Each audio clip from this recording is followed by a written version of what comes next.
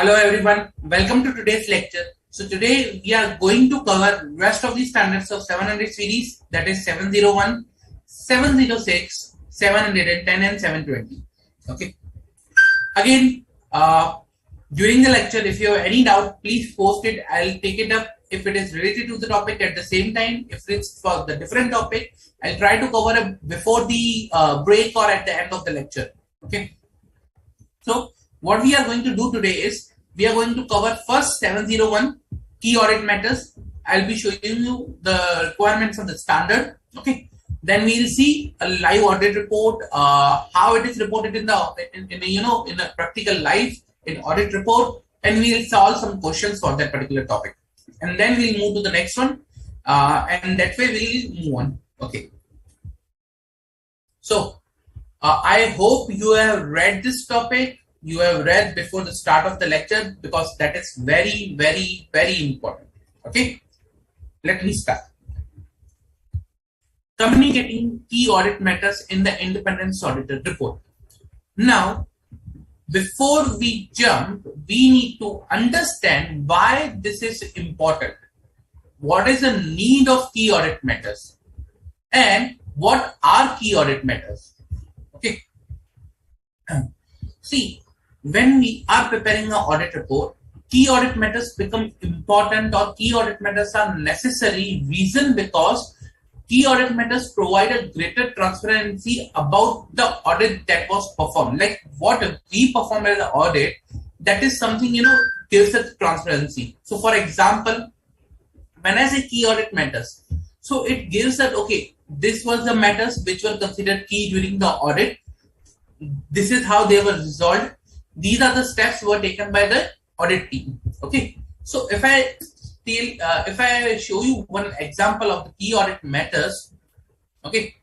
So it provides us the detail. Okay, this is how the key audit matters should be, and this is how actually in detail they are written with the following information.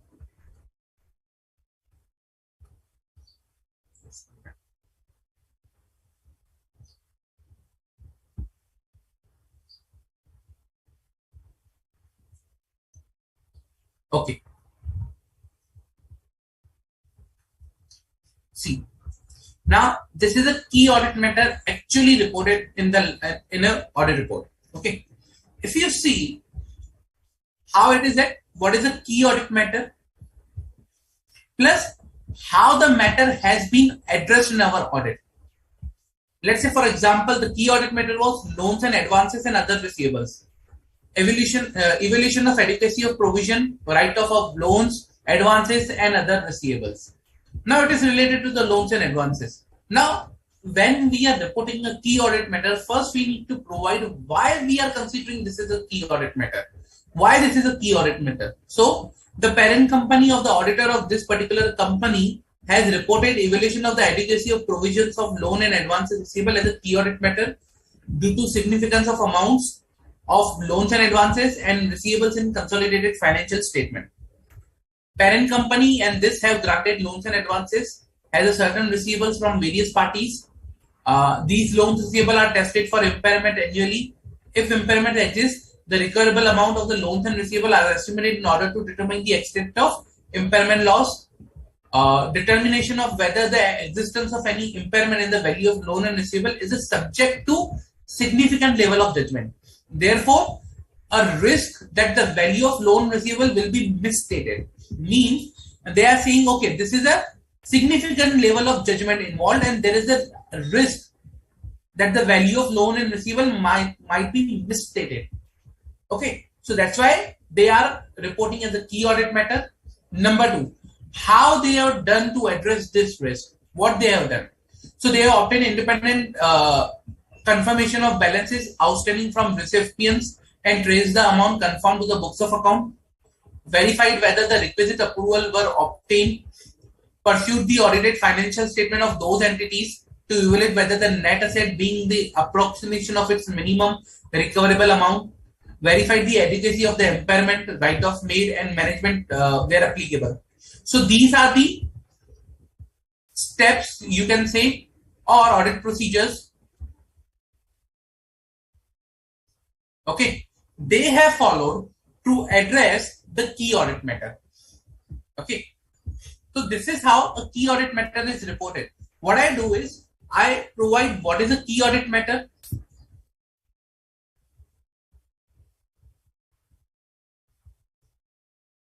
So I write what is a key audit matter. Okay, why it is key audit matter, the reason, then reference to financial statement if applicable. Now see here the reference to the financial statement has been given. Refer note this and this of consolidated financial statement. So first I will provide these three things. What is key audit matter? Why I am considering that this is as the key and reference to the financial statement. Then I will go and I will say how I have addressed this key audit matter. Means what I have done to address this key audit matter. Okay. So the audit procedures that I have performed. Now, why this is necessary? Why this is important to show a key audit matter? Reason because it increases the transparency. Okay, it increases the transparency in the financial statement. People actually understand, okay, what are the key audit matters, what are the key important areas, and accordingly they understand, okay, this is a particular important area that was auditor faced. So that's why it's very important to report the key audit matter, and it is in the line with basically you can say the global standards now and the global requirements also. So globally it is being shown. Okay, so that is the basic about the key audit matters. Basic, that is we are going to discuss in our standard. Now I'll also show you one more example of the key audit matters. Okay, and then I'll show you that how in detail it should be reported. And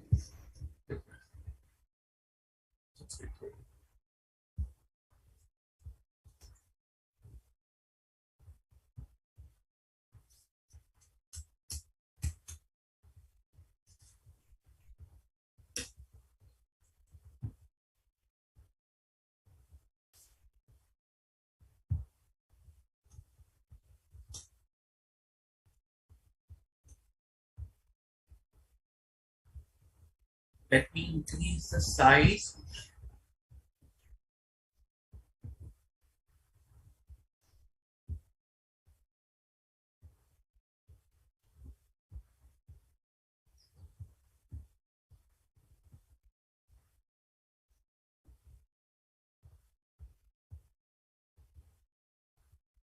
Okay, good. Now this is one of the audit report, not visible like this way. Just give me a minute.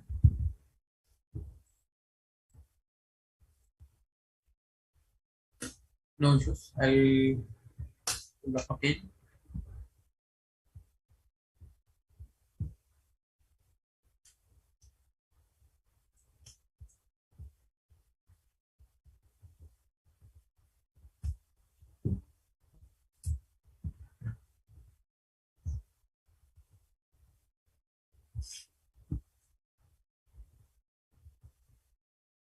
Will not go on to the name of the company. I'm just showing you for the purpose of understanding of the key audit matters. What other key audit matters can be?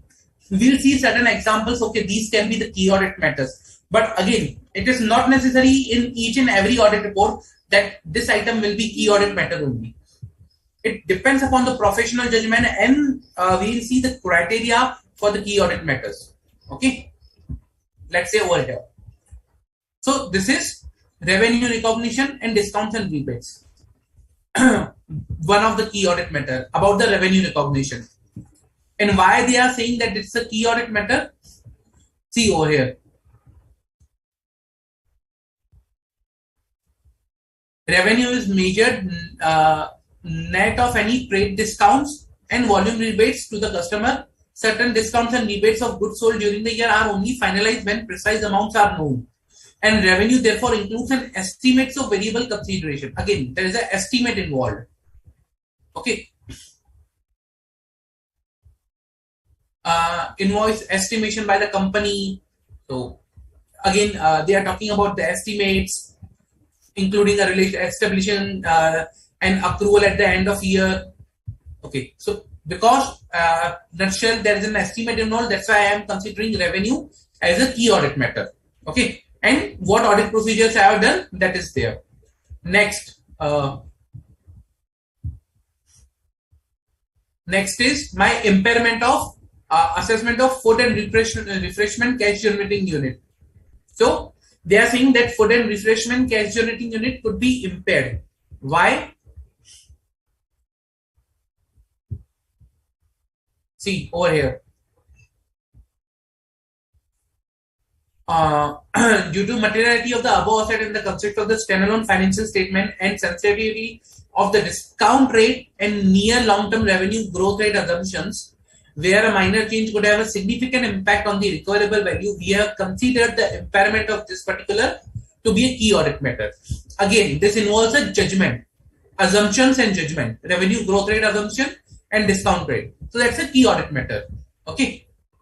Another, provision and contingent liabilities related to taxation, litigations, and claim. Again, these are based on judgments and uncertain outcomes. These are estimates.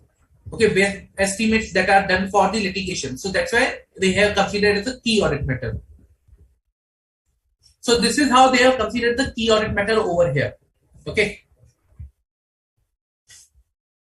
Now, basically, if this key audit matters, if you see, it is either estimate, judgment, high risk areas. So these are certain areas where they are saying that it's a key audit matter.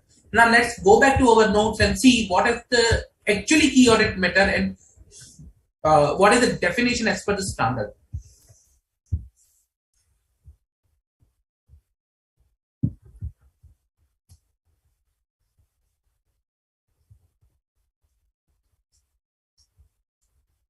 Okay.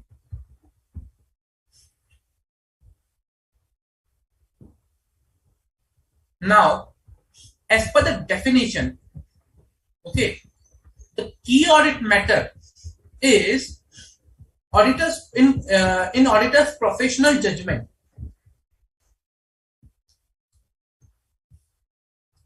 In auditors' professional judgment, okay, were the most significant in the audit, were of most significance in the audit.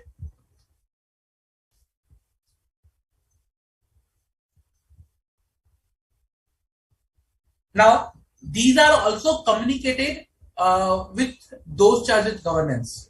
Okay. These are from matter already communicated with those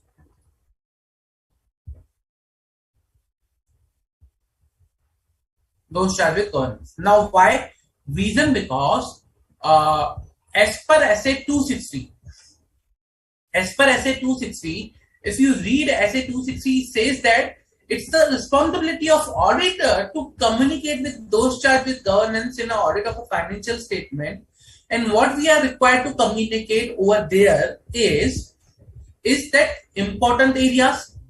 Okay, we need to communicate important areas to the those charged with governance. Okay, like let's say some you can say critical areas involving high estimates, and we need to communicate with them about the entities, qualitative aspects of entities accounting practice involving or including accounting policies, accounting estimate, financial statement disclosure. Okay. We need to communicate significant difficulties. We need to communicate significant matters arising during the audit. we need to obtain written representations and circumstances that affect the form and content of audit report or any other significant matter arising during that audit. So as per 260, we are already required to cover or communicate the areas which are most significant in the audit to the those charged governance. Means if you are saying this area is basically, important area, if you are saying this area is of significance, then you should have already communicated as per SA 260. So we can say that it is safe to say that it should be from the area which is already communicated to the those charged with governance as per SA 260.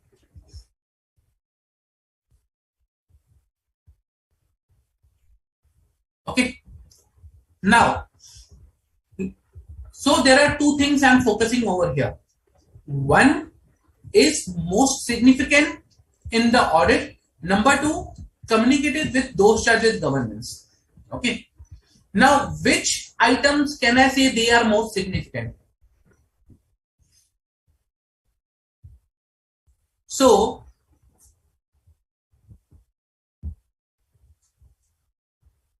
if I have to talk about the items which are most significant, can be, not limited to, but can be.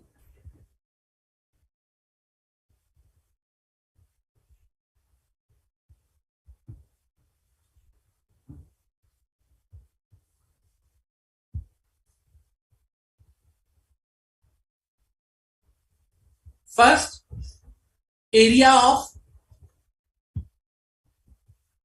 higher risk, or you can say area of where the risk of material misstatement is assessed higher, or area of higher assessed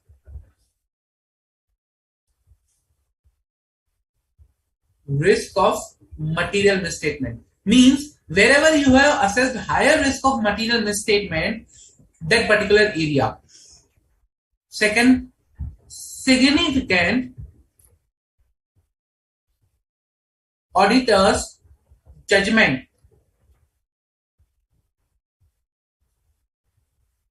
Okay, significant auditor's judgment relating to area in a financial statement means that is very critical, and where it involves significant management judgment also, or accounting estimates. Management judgment, or you can say accounting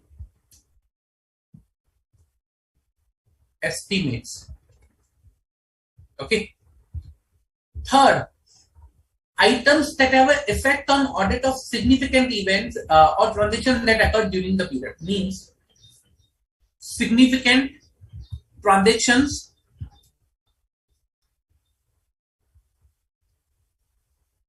or events which have a good impact or great impact on my financial statement. Now, these are certain areas where I can say, okay, if these are the areas, then it can be most significant. And if it is most significant, then I can report, I can I need to communicate to the management, and also I need to consider that as can consider as a significant items. Okay. So let us cross check with SA 260. This is SA 260 that we discussed at that time. Now we understood that was auditor's responsibility. Auditor's responsibility to communicate significant qualitative aspects of accounting policies, significant difficulties, circumstances that change content of audit report, other significant matters, independence related. Now, when I talk about significant difficulties, or if I talk about circumstances that change the accounting format of audit report or content of audit report. So these are certain areas where basically which falls under the, okay, this can be the area of higher risk of material misstatement, significant judgment, or you can say events. So these are certain areas. So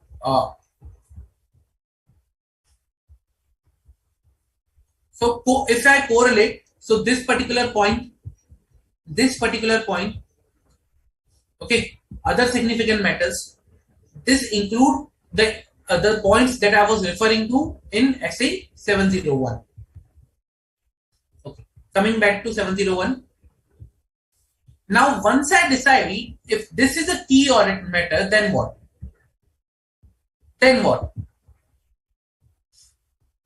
This is a key audit matter. I understood how to define the key audit matters. Once I decide a key audit matter, then what?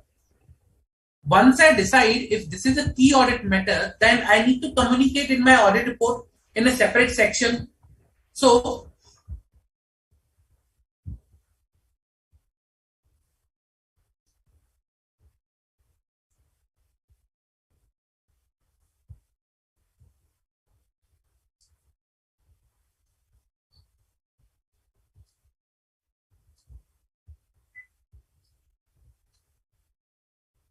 I need to communicate in a separate section like the way we did or we saw actually here. See, key audit matters. If you see here they have mentioned that the key audit matters are those matters that in our professional judgment were of most significance in our audit of standalone financial statement of the current period. These matters were addressed in the context of our audit of standalone financial statement as a whole, and in our forming of opinion thereon, we do not provide a separate opinion on these items.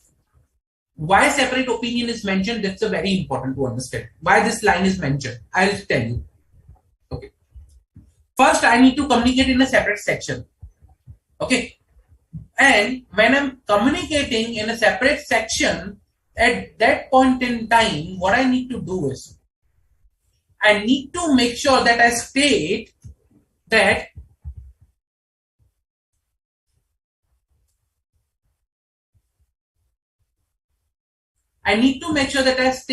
these are the key audit matters.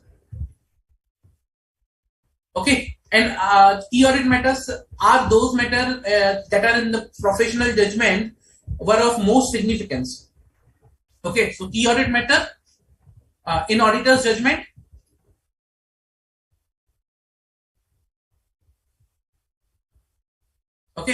were of most significance.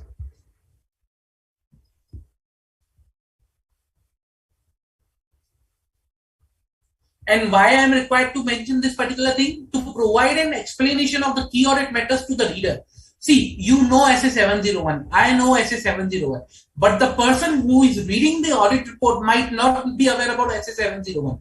He might not understand what is a key audit matter. For that reason only, we need to provide a brief description of the key audit matter. That the key audit matters are those matters that in the auditor's professional judgment are or were more significant in the audit of a financial statement. Okay. So, you need to provide a big description of the key audit matters. So, sorry, yeah. Over here. So, if you see this particular line over here, key audit matters are those matters in our professional judgment were of most significance in our audit of a financial statement of the current period. This is nothing but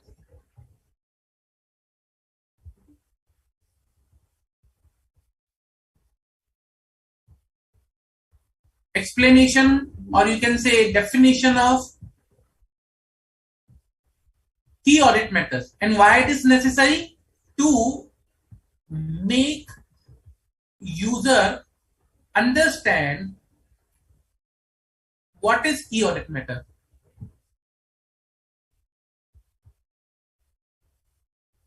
Okay. Otherwise, he will never come to know why we have reported this is a key audit matter.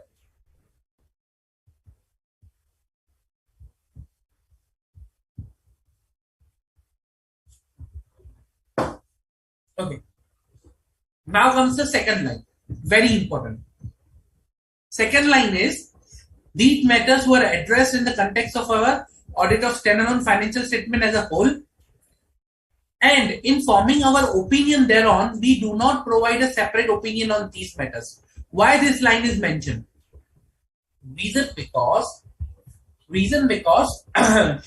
we need to provide to the users that this particular key audit matters are already, addressed in our audit. It is not something which is a higher risk and we have kept it open. To it can create a confusion why they have reported. Okay, we understood this is a key audit matter, but whether these have been addressed, these have not been addressed, what auditor has done of these things, okay, and whether they think, okay, this is for this particular financial statement as a whole, or this is for a one particular unit or one particular area. Why? So where it is, to understand, to make them understand more clearly that this matter were addressed. These matters were already addressed in our audit. Means these are not open items. These are something already addressed in our audit of a standalone financial statement as a whole and in forming our opinion thereon. Means when we are forming our opinion, we have already addressed this matter that is there. And we do not provide a separate opinion on these matters. Means we are not saying these are items of qualification, these are items of modification. No. So we are enhancing the user understanding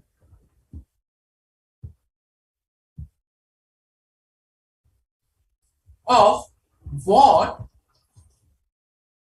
we have done, with key audit matters,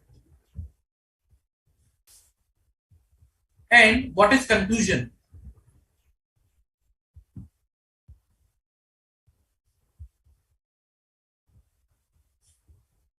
Means are we qualifying, are we not qualifying, what is the scenario? But as per the point, if we have something qualifying, it should not come here.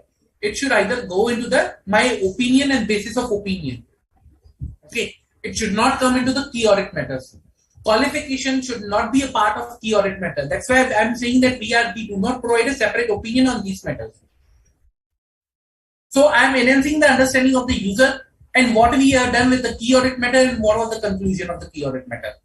That is something I'm communicating to them. Two things. These two paragraphs are or these two lines are very important when you are communicating key audit matter. So first, auditor's judgment, definition of key audit matter basically that I need to communicate to them.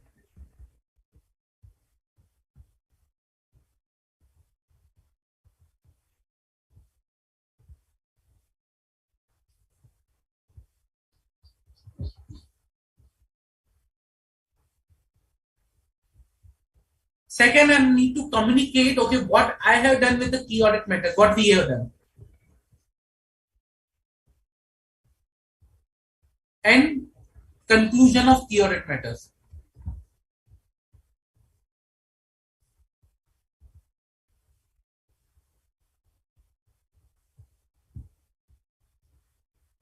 I say refer example report to understand these areas. Okay.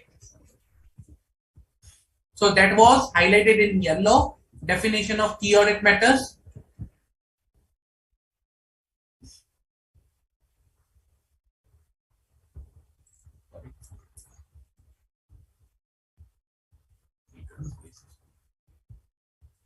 Okay, definition of key audit matters that was highlighted in yellow, and what we have done and conclusion of key audit matters was highlighted in blue in that example audit report.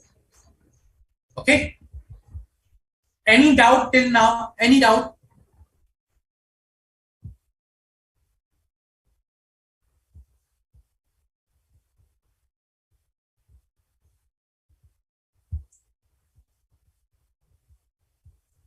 Any doubt?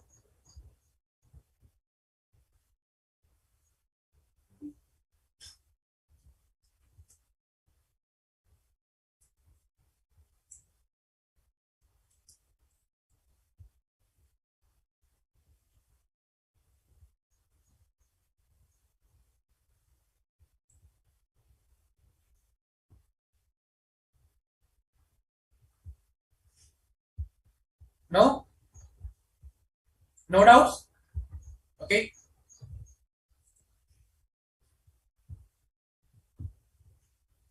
Okay. If no further doubts, let me continue then.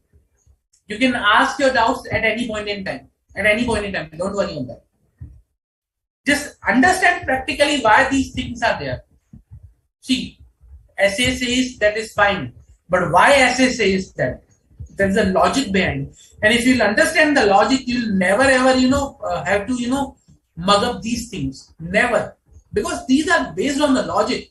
There is some logic behind each and every item that is there in the particular audit report. Today I am mentioning a word in the audit report means there is a logic why I am mentioning, because going to thousands of the people.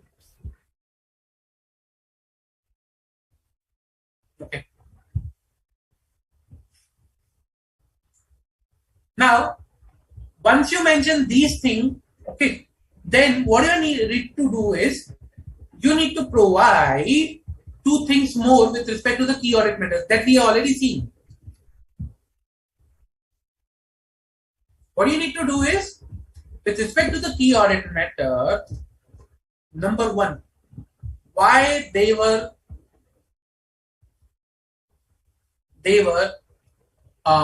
most significant. They were considered most significant. Okay. Number two, how they were addressed during audit. Why they were considered most significant? Let's go back to our example and see.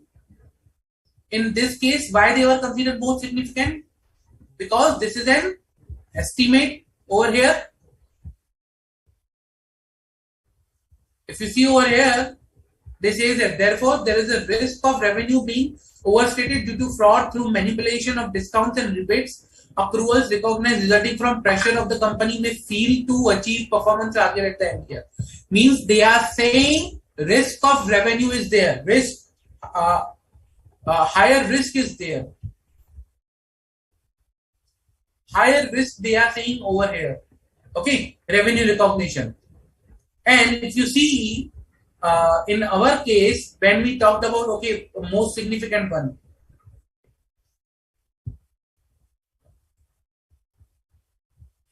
When you see, we considered the area of higher assessed risk of material misstatement as the most significant one. Means it's falling under the line, it is proper. So, if I say this is higher risk, most because of that, plus estimate, because of that it becomes more significant, that is fine.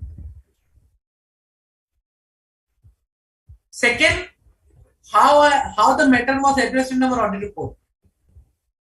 Understanding the process, evaluating the design and implementation and testing of operating effectiveness of companies' general IT controls, key manual application controls, inspection and sample basis, key customer contracts, performing substantive testing, okay, evaluating historical rebate accrual together with our understanding, checking completeness and accuracy of data, testing actualization of estimate accruals, testing a selection of rebate accruals, testing a selection of payments made after this particular date, critically assessing manual journal entries posted to revenue. So these all things are being performed to ensure this particular risk and estimate.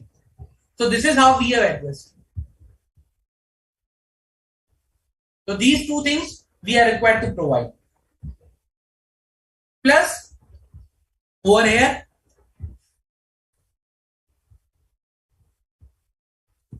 include the reference to financial statement if applicable. If there is a reference to financial statement to that item, then please mention that reference. For example, over here, if you see, had disclosed in note 4 to the standalone financial statement. So if there is something in the financial statement and you are referring to that, then please mention it. Mention that reference. Okay. So if it is something related to the financial statement item already mentioned there, if there is a reference available, please specify that reference so that user can have a good understanding.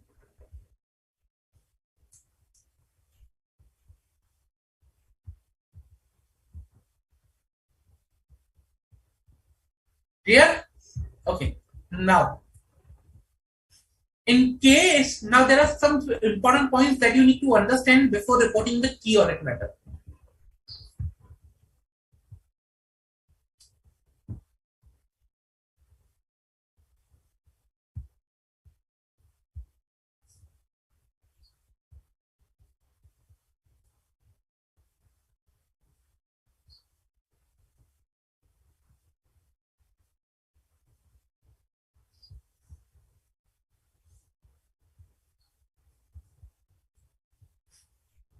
Reporting modification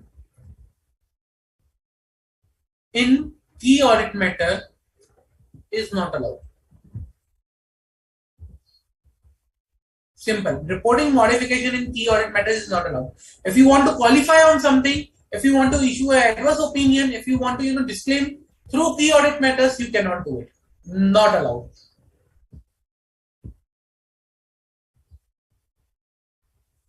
Reporting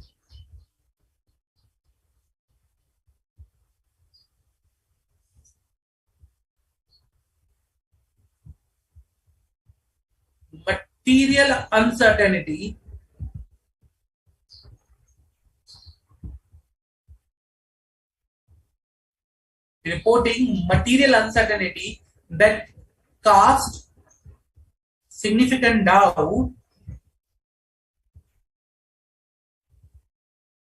okay, that cast significant doubt on entities ability to continue as a going concern.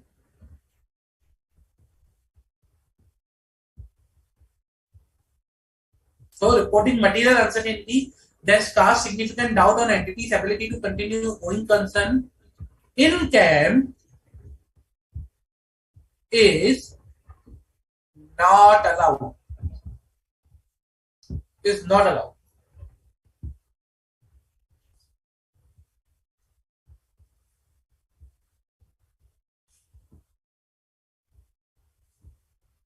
CAM is not a substitute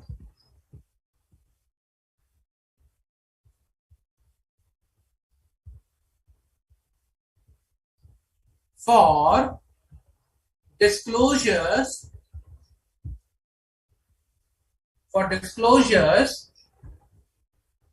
uh, of financial statement that were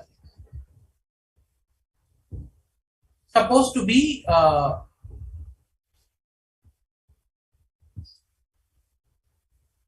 made by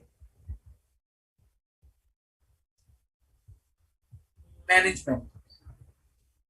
Means a substitute for the disclosure in the financial statement that is applicable as per the FRF requires management to make or that are otherwise necessary to achieve the presentation framework cannot be done through key audit matters.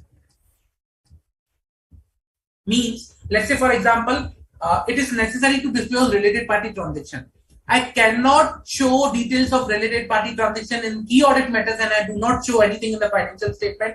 I say no, key audit matters has already disclosed it and I'm not going to disclose. Disclosure is already done. No, key audit matter is not a substitution for disclosures of financial statement that was supposed to be paid by management. Okay, now the auditor is making in key audit matters. Not allowed.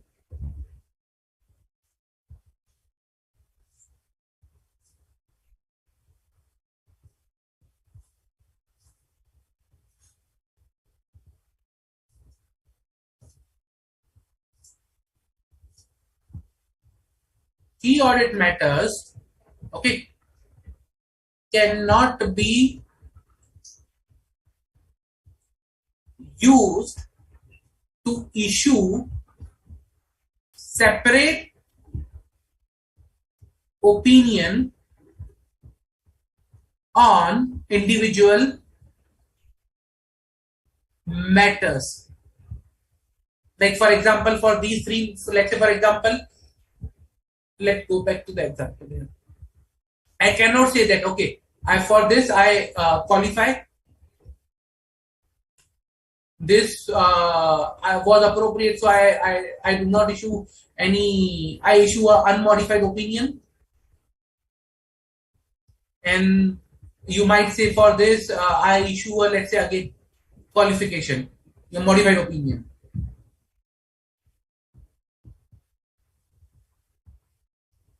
No, I cannot do that. I cannot issue a separate opinion for individual items through key audit matters. And that's why here the picture consists of this blue paragraph or blue line. If you read this blue line, it says that we do not provide a separate opinion on these matters.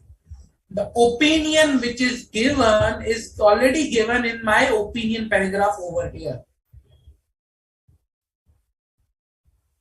We are not providing a separate opinion through pre-audit matters. Otherwise, what will be the use of this opinion paragraph if you have to provide separate opinion on the key audit matters? Have you seen ever, like let's say for example, in case of a audit of a financial statement, like in front of a balance sheet and P&L, I'm writing opinion, modified, qualified like this way. So for example, I'll show you.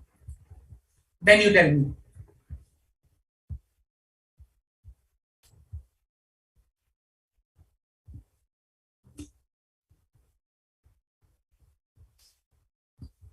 Let's say this is the balance sheet. Okay. Now, have you seen ever that in front of the balance sheet of each and every item I write, okay, let's say for example this one, this item, plant, property, equipment, unmodified opinion. Capital work in progress, modified opinion.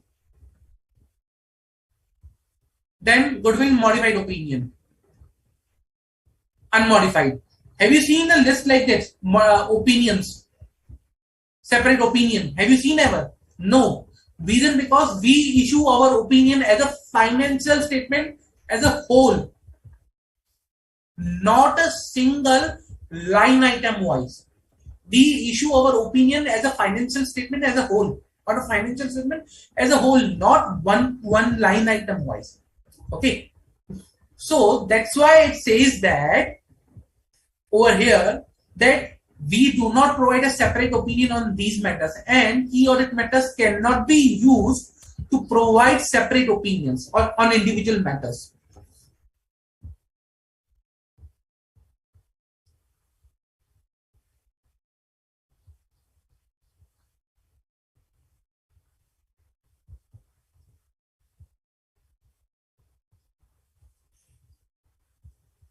Clear?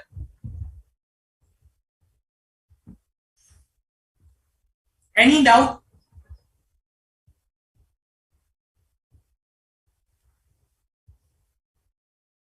Now, it may happen that key audit matters are not present other than what you have qualified already. So let's say for example,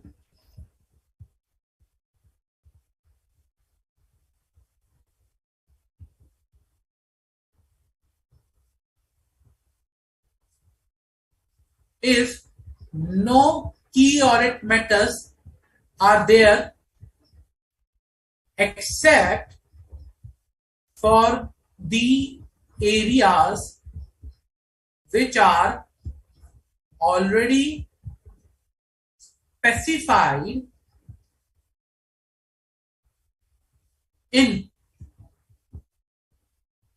qualified opinion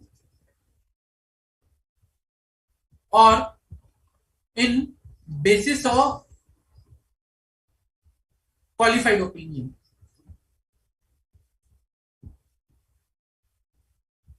Okay, means there is no other item that you think is of that significance that is required to be reported as a CAM other than what we have already qualified. Items other than what we have already qualified, there is no CAM available. Other than qualified items, qualification, no CAM is available. Then what to do?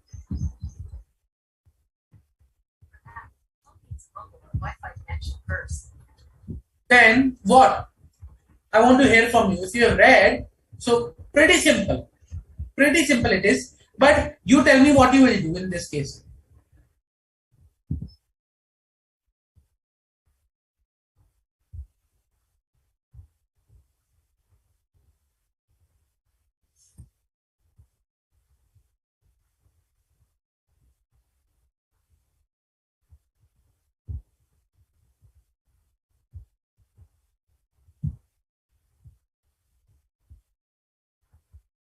What you will do in this case when you are saying that okay, no key audit matter is available, okay, there are no key audit matters to communicate, or that are the only key audit matters that have been communicated which are included in, let's say, my qualified opinion or basis of qualified opinion.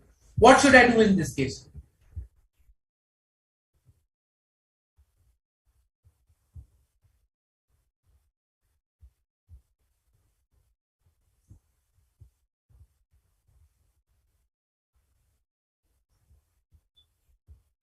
Let's say I have issued a qualified opinion. Okay.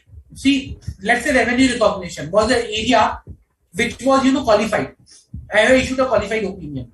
But now, other than the revenue recognition, I do not identify any other area which I can say it was a key audit matter. Now, what should I report in key audit matter then?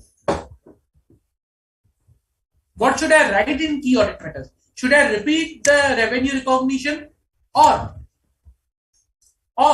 should I leave it blank, or should I write something? What should I do? Simple. Let's say only area that was there which is part of the qualification, revenue recognition, was significant. Rest all areas are not significant that much. Now I have already covered in the qualification, and as I discussed above, that cannot be used for the qualification. So what should I use in that? What should I report in CAM?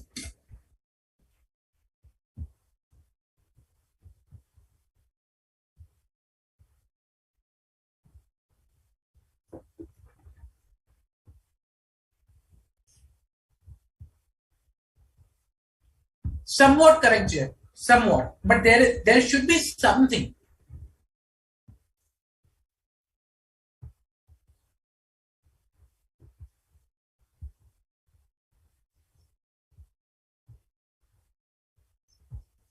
There should be something. Okay, to that fact.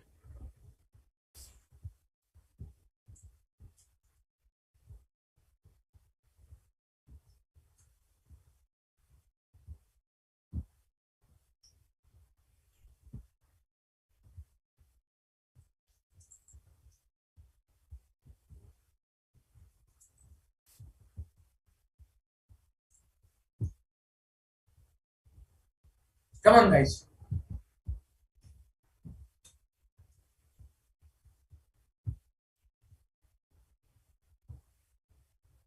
There should be something to this particular effect.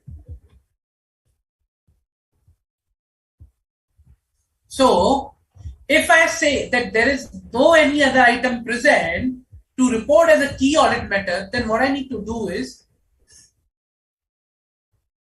then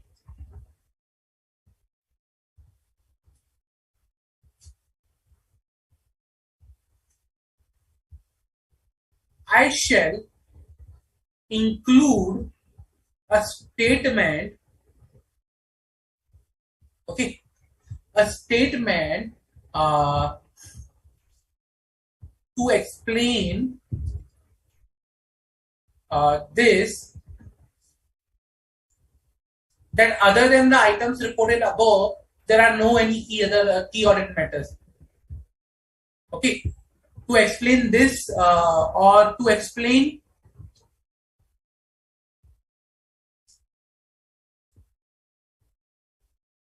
the key audit matters already reported,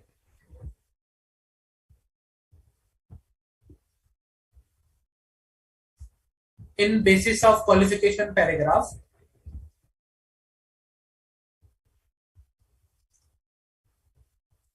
Okay, and other than this, there is no key audit matter present under the head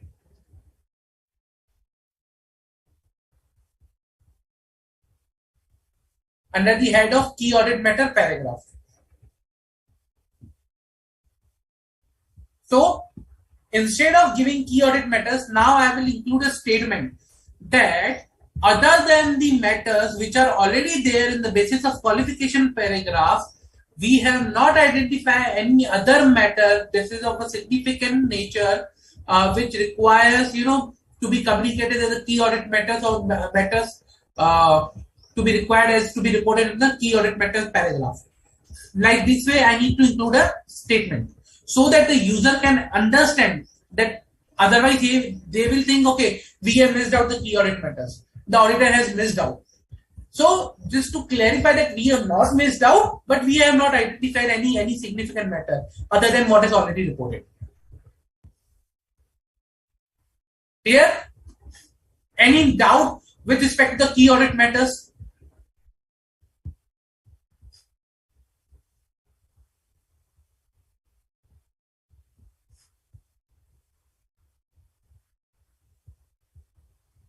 So there is one question.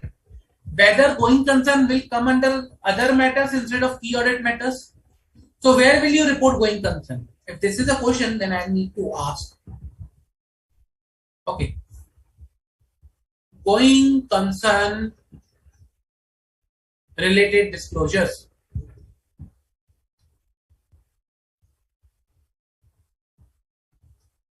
Where you will report. Simple. You tell me where you will report going concern related disclosures. Let's see how much of you can revise from the previous lecture.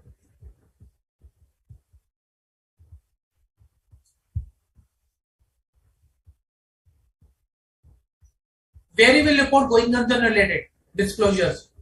If you think that there are, events that are casting significant doubt on the entity's ability to continue as a going concern, or management is inappropriate by using the going concern basis for their accounting, where will you report?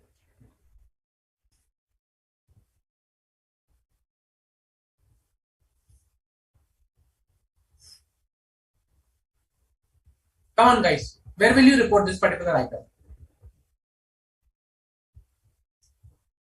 So, going concern related, remember, there is a separate paragraph. It's not the other matters, but it is separate paragraph named as a material uncertainty related to the going concern. Okay.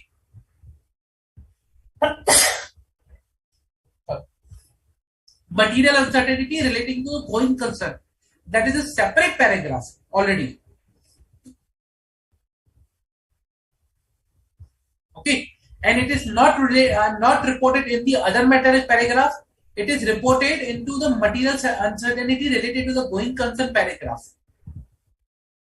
So do not report material uncertainty into the other paragraph. So separate paragraph is there for going concern related.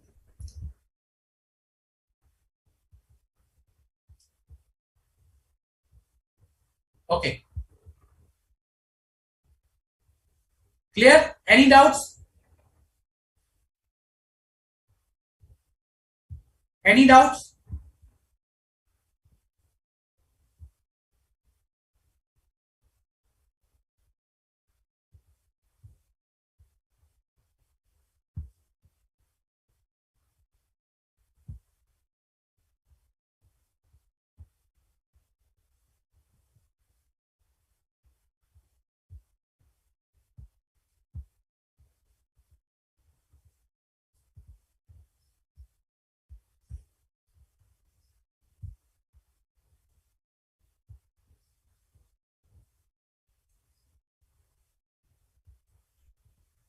Any doubt, guys, with respect to this topic?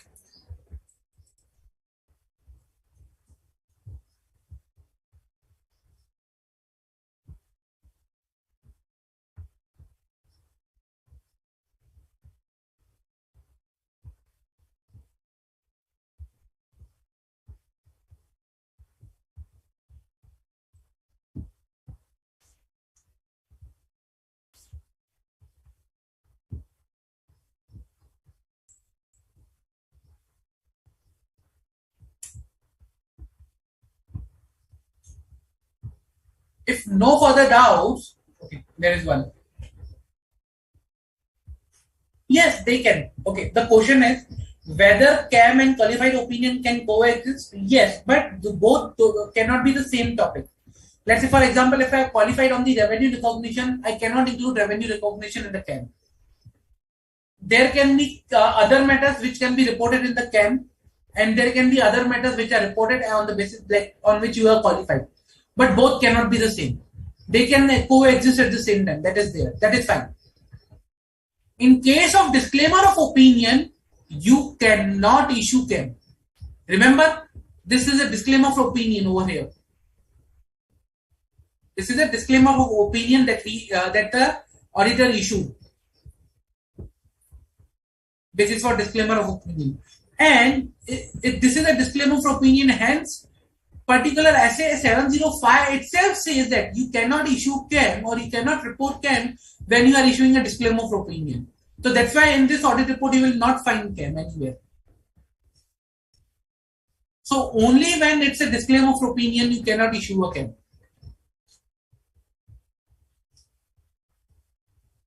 Okay.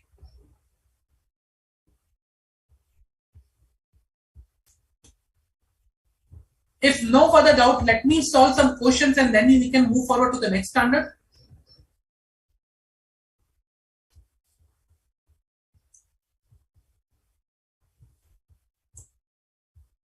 Okay. Let's see. During the audit of XYZ Limited, the audit team identified the inventory was valued at the cost instead of cost or NRV, whichever is less. As a result, inventory was valued higher by 4,35,000. When inquired with the management, they agreed that with respect to the mistake, and okay, they agreed with respect to the mistake that okay, we have made the mistake. However, the management denied changing the same in the financial statement as the unaudited financial statement were already shared with the banks and financial institution for the process of financing facilities. For the purpose of financing facilities. Moreover, management requested audit team to disclose the same in the audit report as an additional disclosure instead of changing the financial statement. Management also agreed to provide return representation in the respect of the said matter. Okay. Hence, the audit team finalized to disclose the said issue as a key audit matter in the audit report as management agrees to their mistake. However, due to some limitation, they are not able to change the financial statement. Kindly guide what is the below option. First of all, before going to the option, tell me what is whether they are correct or not. Option later on, we will see. First, you tell me whether they are correct or not by this approach.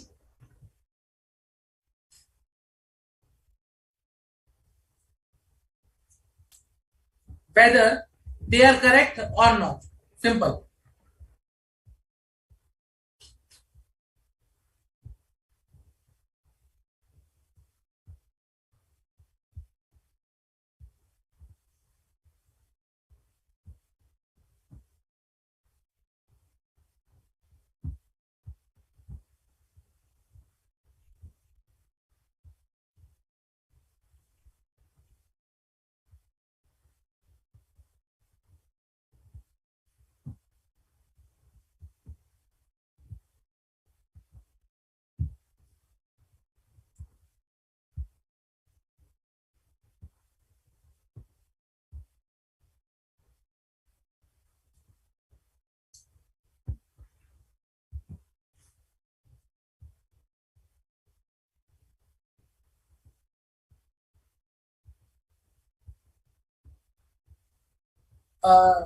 Jay, I did not understand your answer. Can you rewrite it again? So, what should they have done and what they have done? They are reported as a CAM. What should they have done if it is incorrect? If this is correct, then it is fine. Okay. If the audit team had disclosed this matter as a key audit matter, if that is fine, you write it. Okay, they have done correct. If you think they have not done correct, then tell me what they should have done.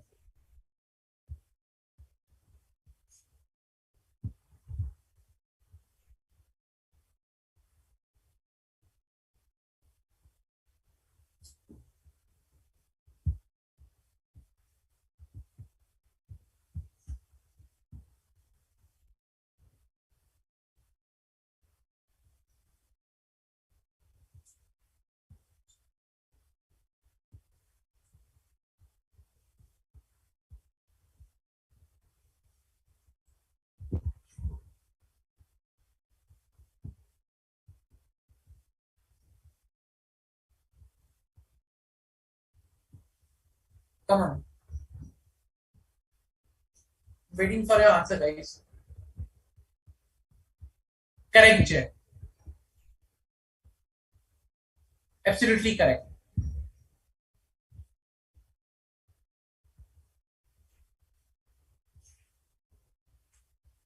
So let's see the basically options now. The audit team shall disclose the facts and details of description of the material item identified in inventory along with the details as to how the audit team dealt with it. Key audit matters should not be used as substitute for modified opinion, and hence the audit team should not disclose the material misstatement in inventory as a key audit matter. All the material and misstatement are required to be disclosed as a key audit matter along with necessary modification in audit opinion. Audit team should disclose the same as a modification in audit report along with the necessary disclosure regarding the misstatement on inventory in emphasis of matter paragraph. So, what is the correct option?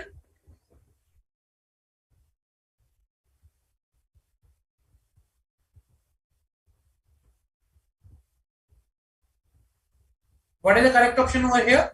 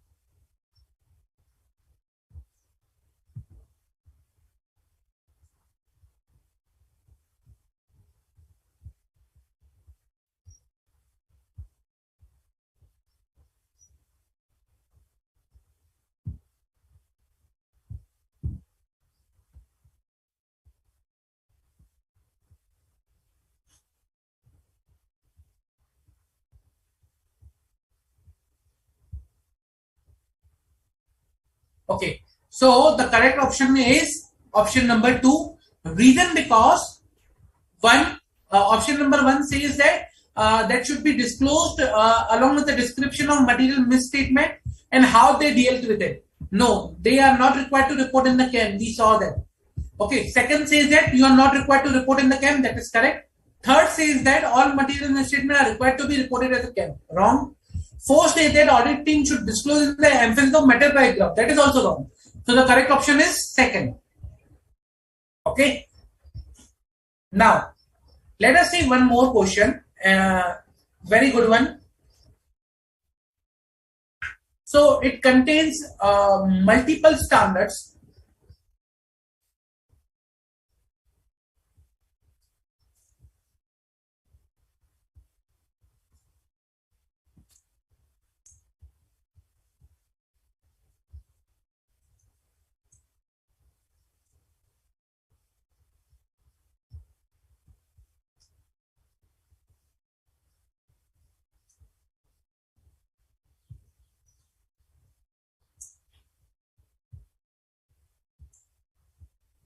Okay.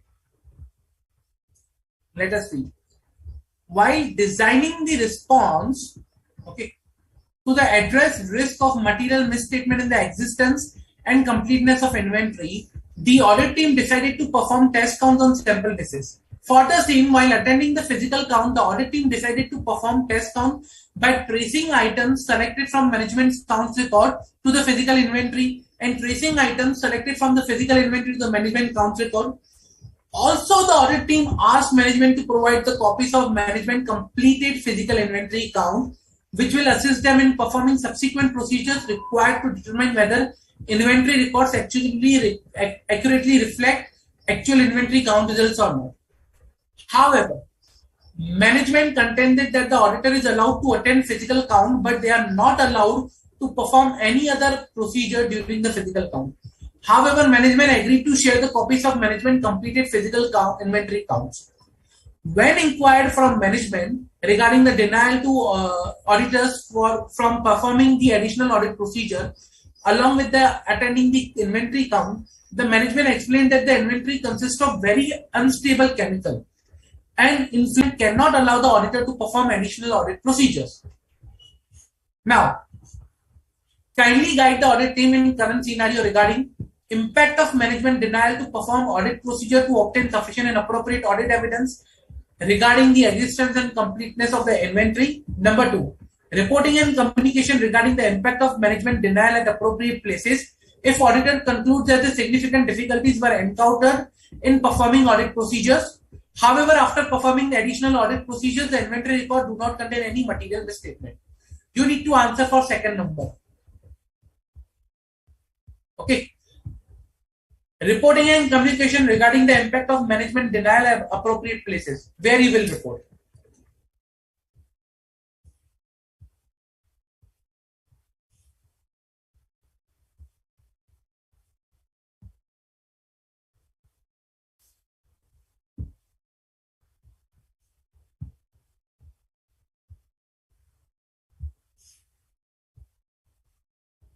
Where you will report this particular item. Reporting and communication.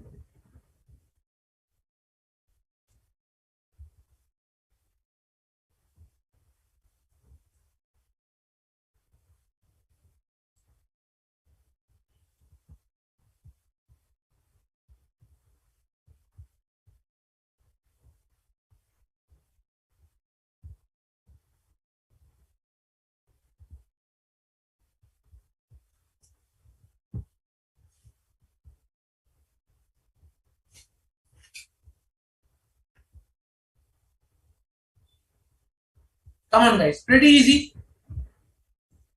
I'm just asking the places where you will report second number. No, Jay, this is not correct.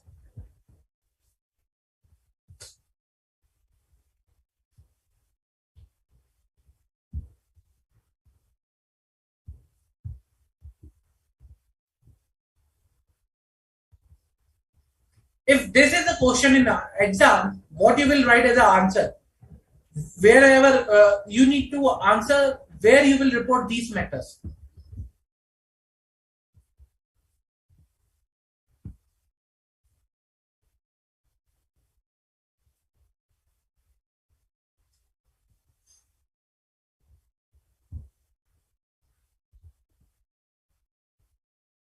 See, that's the very important point. Reason because in MCQs you can answer because based on the given questions, but when you come across a practical scenario, you need to understand and think critically. Okay, where I am required to report these matters, how I am required to communicate these matters. Answer itself is in the question. Trust me. Answer is already in the question.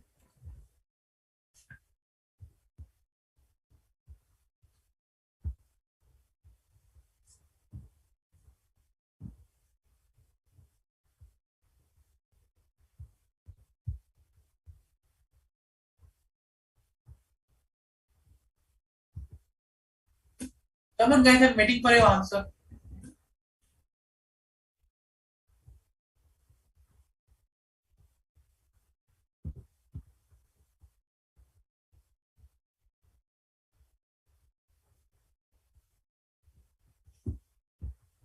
Okay. Let me tell you. So its question is kindly guide the audit team in the current scenario regarding reporting and communication regarding the impact of management denial at appropriate places. Two things. Reporting, communication. This is your answer. And how? Reporting in as per SS 701 key audit matters because we face significant difficulties and were encountered during performing additional procedures. We can report this item if we consider okay, it's a higher risk. So what were the criteria for my SS 701? higher risk of material misstatement, significant auditor judgments, management judgment or accounting estimate, significant transactions or event. So I can consider as a key audit matter if I want this particular area. Okay, I can say, okay, this is a key audit matter because we encountered significant difficulties. There was a risk of misstatement of inventories because we cannot count inventory easily. See over here, if I say that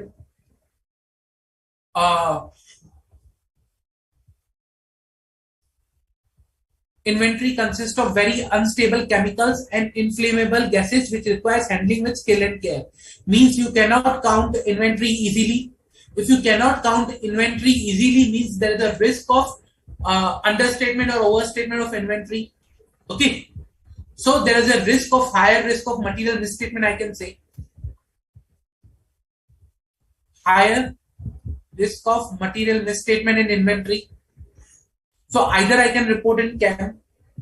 Okay. Number 2, communicate. When I talk about communication, if I'm reporting in CAM, I need to communicate. I need to communicate to those charged with governance regarding the significant difficulties as per SA 260.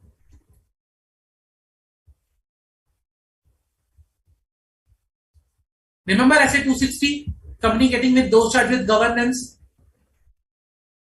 If I encounter any significant difficulty during my audit, I need to communicate to them. Okay, these are the areas where I have encountered significant difficulties.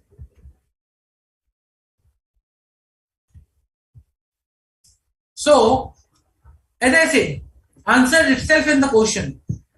So, reporting as per SA 701, communicating as per SA 260. That should be your answer. Or else, someone might take another approach also. Another approach is, if you think this is not a key audit matter, alternatively,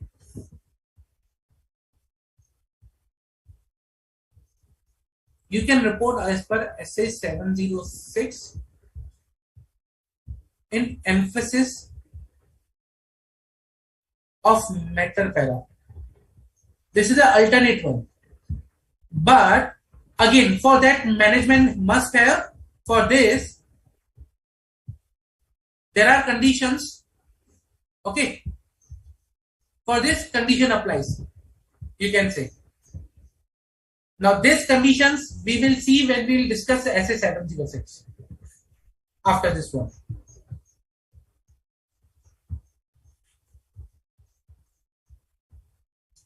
Yes, if you see over here, here why not I'm qualifying the opinion, because after performing the additional audit procedures, the inventory records do not contain any material misstatement. Means I was able to perform additional procedures and I did not identify any material misstatement.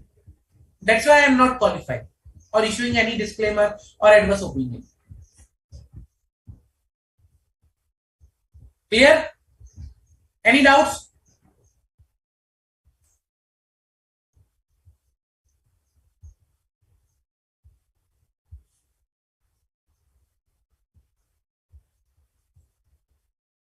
Any doubts?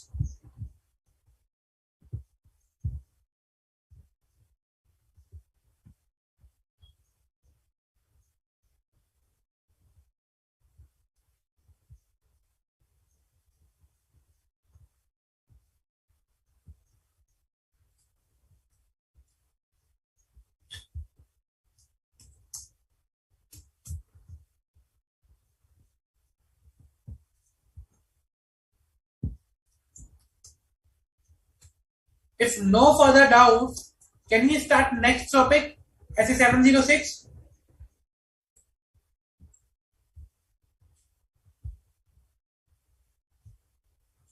Okay. Now, we will start new topic, that is SA 706, which talks about emphasis of matter paragraphs and other matter paragraphs in independent auditor's report. Till now, what we have seen is, if I have to summarize, till now, which type of paragraph we have seen already? We have seen opinion, which can be my normal opinion, qualified opinion, then adverse opinion or disclaimer of opinion.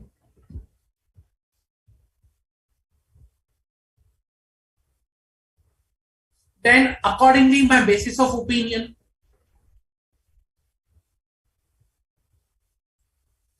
it will go in this line. Accordingly it will be, basis of qualified opinion, basis of adverse opinion, or basis of disclaimer of opinion. Then we saw paragraph relating to material uncertainty.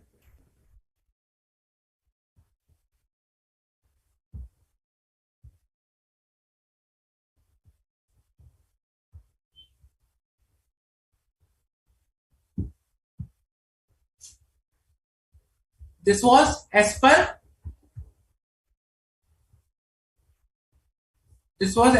my these both were same.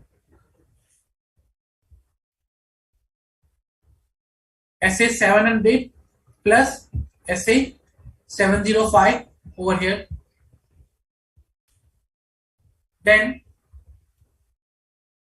this is as per material uncertainty as per SA 570. Okay. Then we saw key audit matters. That was as per SA 701. Now we will see two more paragraphs. That is emphasis of matter paragraph and other matter paragraph as per SA 706. Okay. Instead of going to the details of the things which are required to be disclosed as per emphasis of matter paragraph and other matter paragraph, let me first share you one example. Let me show you one example of this particular paragraph so that you can understand what is reported in this. Wait a minute.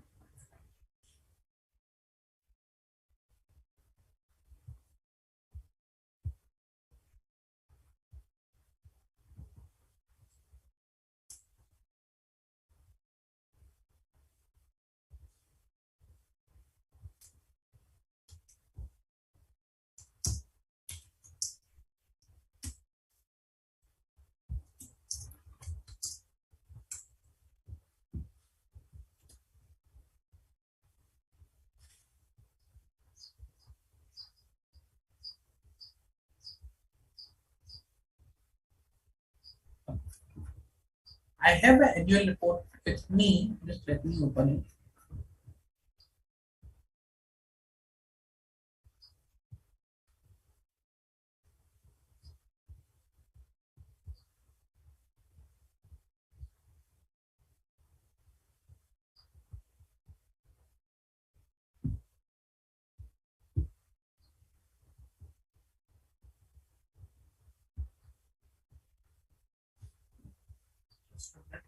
Let me bring this to the screen.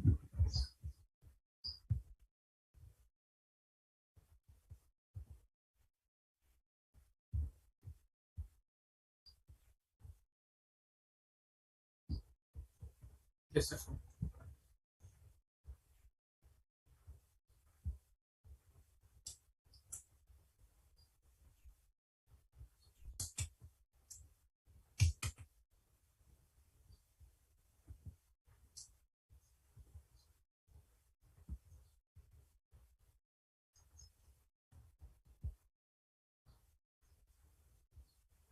So I'll show you with example. Okay. Now, again, do not focus on the name. Sorry, please do not focus on the name. I was talking about this paragraph over here. Emphasis of matter paragraph. Let us read what is written and let us understand how it is written. We draw attention to note number 39 to the consolidated financial statement regarding two wholly owned subsidiaries of parent company, Sasan Power Limited and whatever it is, and Private Limited, has changed the method of depreciation from written down method to straight line method in respect of certain major assets in their standalone financial statement with effect from 1 April 2021. The said changes in the method of depreciation has been carried out for the reason for more fully described in the said note, and it does not have any impact on the consolidated financial statement in the view of the SLM method already being followed by the group while preparing the consolidated financial statement of the group. Our opinion is not modified in respect of above. Two things I can point out from here. One, I have the auditor is drawing an attention. See, we draw attention. It is written that we draw attention to the note number 39 of the consolidated financial statement. Means he is drawing attention. I can understand from here. He is bringing attention. So, drawing attention.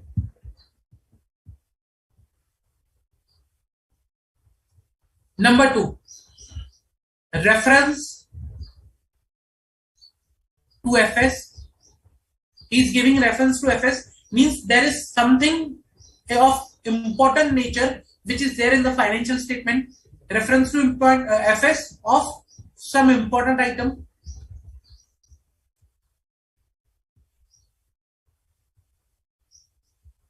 Then he is explaining the item.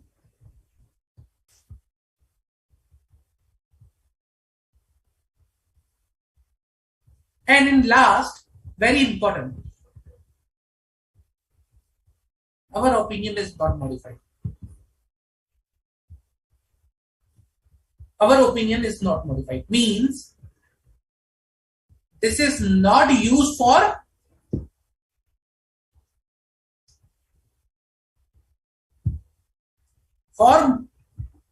providing modification or for modification.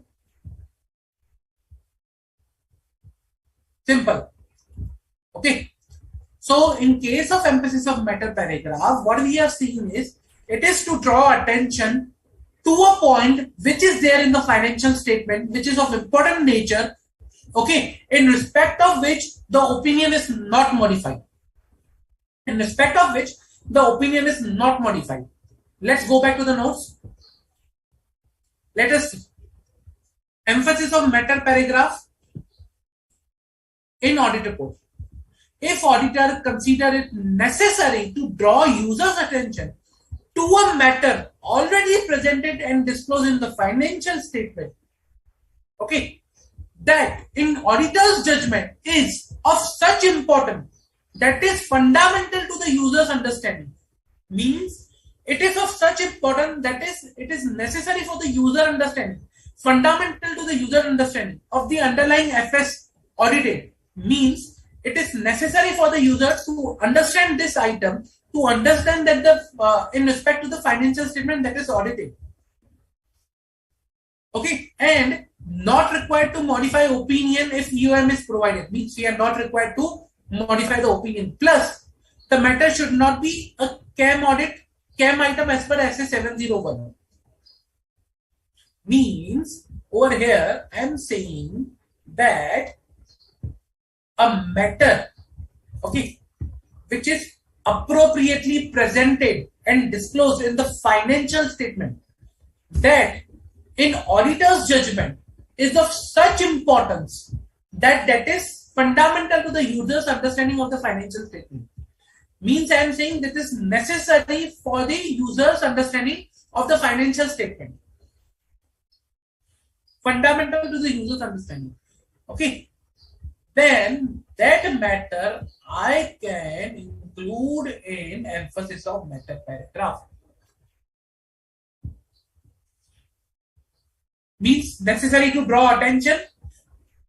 It is fundamental to the user's understanding of underlying FS and is of such importance.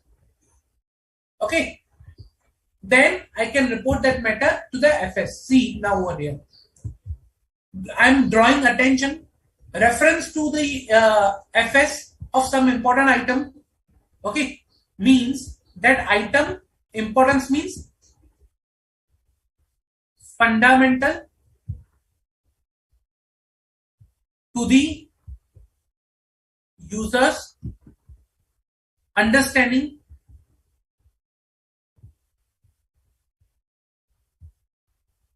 of financial statement. How? See over here. How it is fundamental. Reason because I am saying that there has been change in the method of depreciation. Okay, change in the method of depreciation with the effect from this. However, the said change, okay, the said change of the method of depreciation in the said now does not impact or does not have any impact on the consolidated financial statement because the group was already following SLM, because this method was already followed by the group. So means this is done to align with the group's methodology. So these two companies have changed their method of depreciation to align this particular item to align with the group methodologies. Now this is over here, and I'll tell you for this. This is for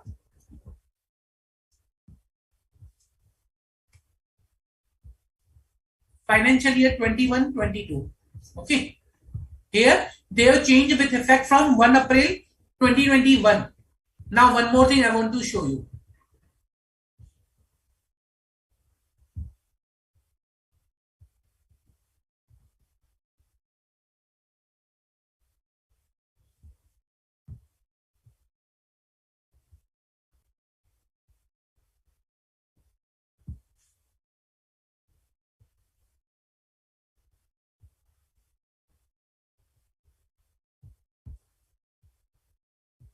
Just a minute, let me bring it to the screen.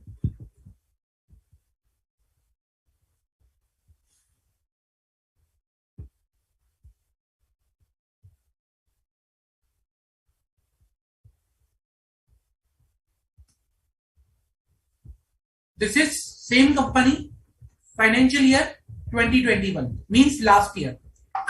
Last year it was a qualified opinion, and if you see basis of qualified opinion over here, we refer to the note 32 to the consolidated financial statements regarding the method of depreciation adopted by the parent company for the purpose of preparing consolidated being different from the depreciation method adopted by its subsidiaries, which is a departure from requirement of Ind AS 8. Okay. Since the selection of the method of depreciation is accounting estimate, and depreciation method once selected in the standalone financial statement is not changed while preparing the consolidated financial statement.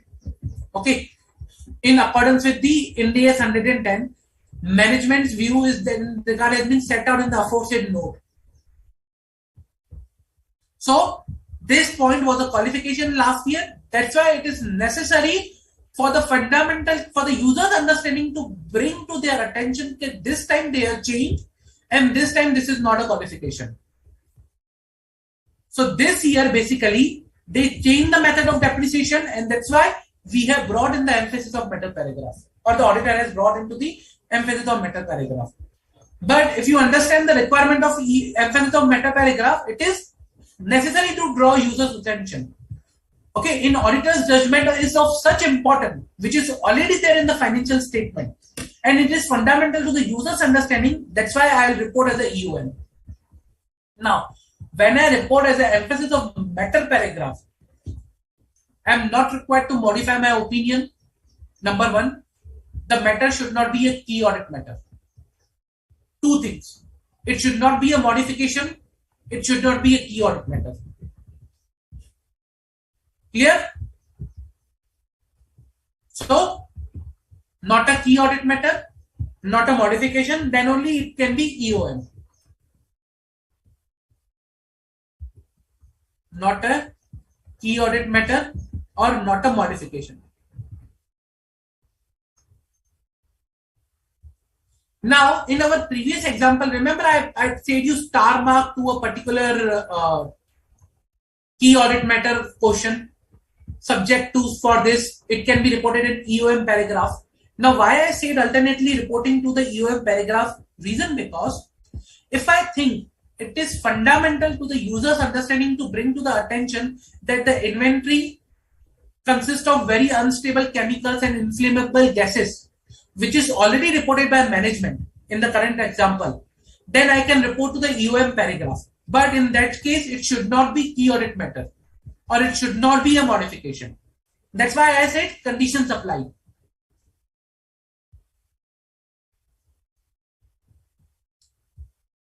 So, in order, if I have to report a matter into EOM, then it should be reported into the financial statement by management.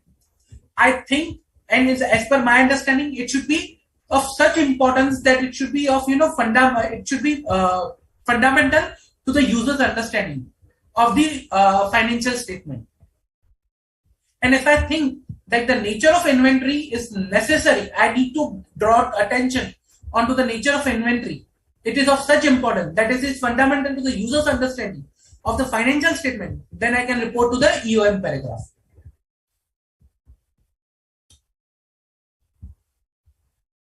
Clear?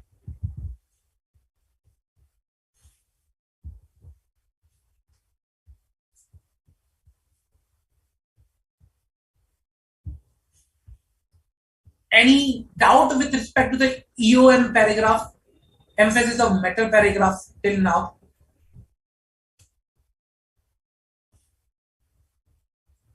We saw what is emphasis of matter paragraph. Any doubt?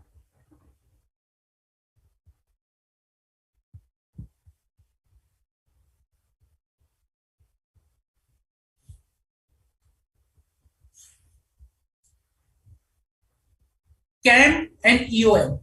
People find confusion between both of them, but both are different. Okay. When I say key audit matter, okay, what is a key audit matter?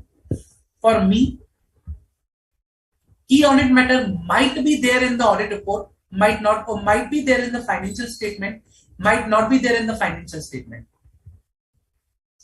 Okay, so factors. Let me prepare one thing for you.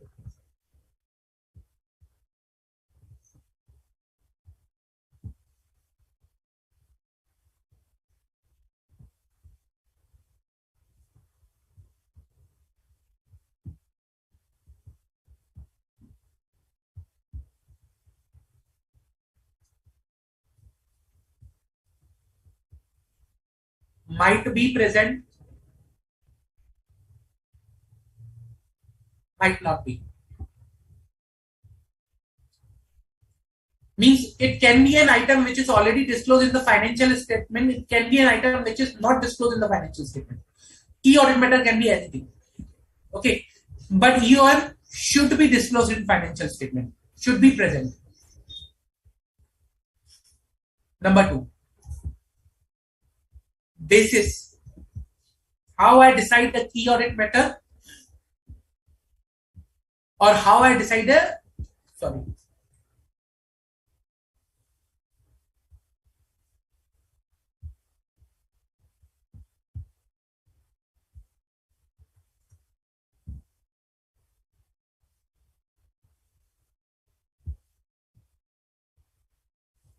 To decide the key audit matter, I need to see high risk of material misstatement, judgment, estimate, or important transaction or event. But already reported to those charged with governance. Now, EOM. EOM says that, okay, for EOM, what is the scenario is? it should be to draw attention, which is already there in the financial statement. Means draw attention item presented in FS. Okay. Now this item is important plus fundamental to user understanding. User's understanding. Fundamental to user's understanding means if if user misses this item, okay, if let's say for example if user misses this item or this understanding, then he might not be able to understand that particular, for example inventory. If he miss out to understand that inventory consists of inflammable gases and such things which are of inflammable nature or unstable, then he might not be able to understand the inventory which is reported. So it is of fundamental to user's understanding to understand that item. Then it is my emphasis of matter paragraph.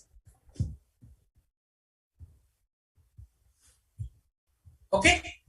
So either it should for emphasis of matter to draw attention, important plus fundamental of user understanding. That is the difference between key audit matter or emphasis of matter paragraph. Clear? It can happen. It can happen. Okay. Example, if I have to give you an item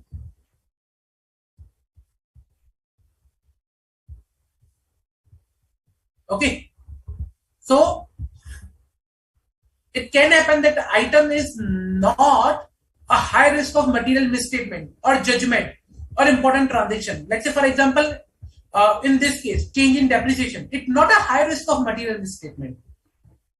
Change in depreciation, there's a change in estimate, okay, from straight line method to a from WDV to a straight line method. It is not a judgment, it's an estimate, and it's a simple estimate, not a complex estimate. Okay, and it is not something I have already reported to the those charges governance. But still, it is necessary to draw with the user's understanding on this item. Reason because it is necessary to understand the depreciation which is there, and then it is fundamental to the user's understanding this time. Because this time, last time, it was a qualification. Now, it is not a qualification because the management has changed the method. So there is a very thin line between both of them.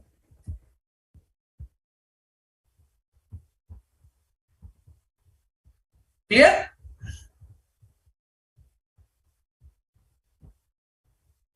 Any doubts with respect to EOF?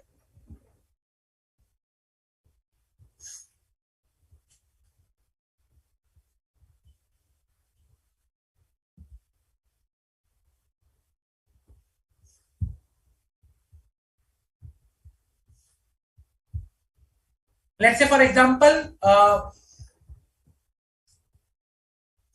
you can say some events. It's a subsequent event, okay, which has been appropriately disclosed in the financial statement. For example, let's say a subsequent event.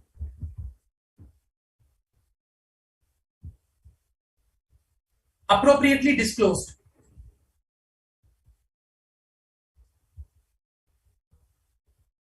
As a material impact.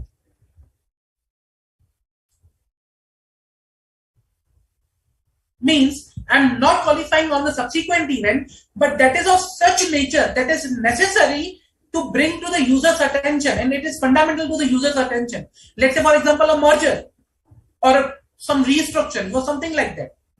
Okay. So, which is of such nature that is necessary to bring the user's attention. Then I will report to the EOM paragraph.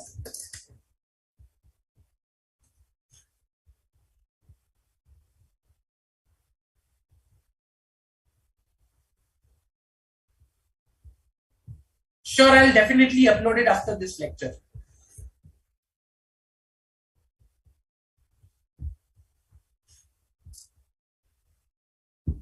Any further doubt, guys? Any further doubt?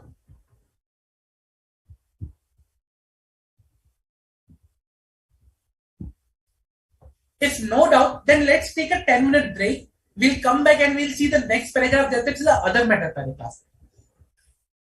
Okay, let's take a quick 10-minute break.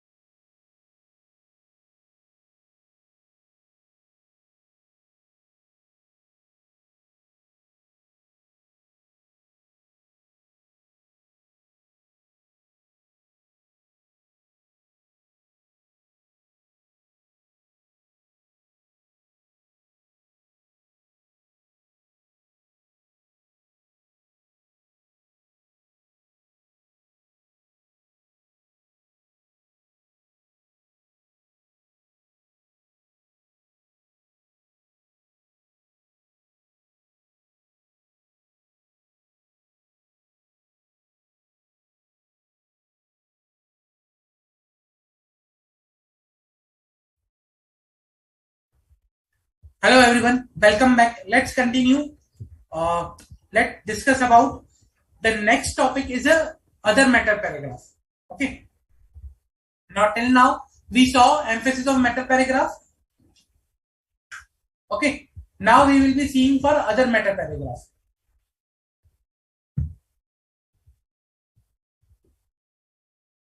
See, okay, very good question.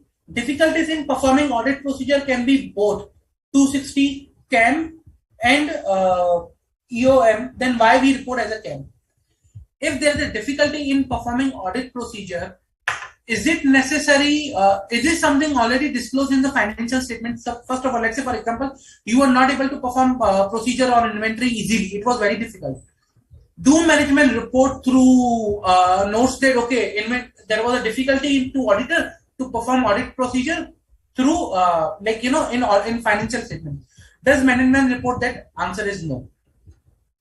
So difficulties in performing audit procedure will be CAM reason because it is not something that management reports in the financial statement, and it's not the thing that we want to draw attention that is there in the financial statement and that is necessary for the user's understanding of that particular item or fundamental to the user understanding of that particular item. Let's say inventory. If there was a difficulty in performing audit procedure, that is key audit matter because there was something in the audit. Emphasis of matter means there is appropriately fine, everything is good, but I want to place an emphasis because that is important. That's the basic difference between key audit matter and emphasis of matter. I hope I'm clear now. Understand whether it's a key audit matter related to the audit. So it is key to the audit or key to the financial statement. If you understand that difference, then you can difference between both CAM and EOM. Okay. Now the next paragraph is other matter paragraph. So SA 706 deals with emphasis of matter paragraph plus other matter paragraph.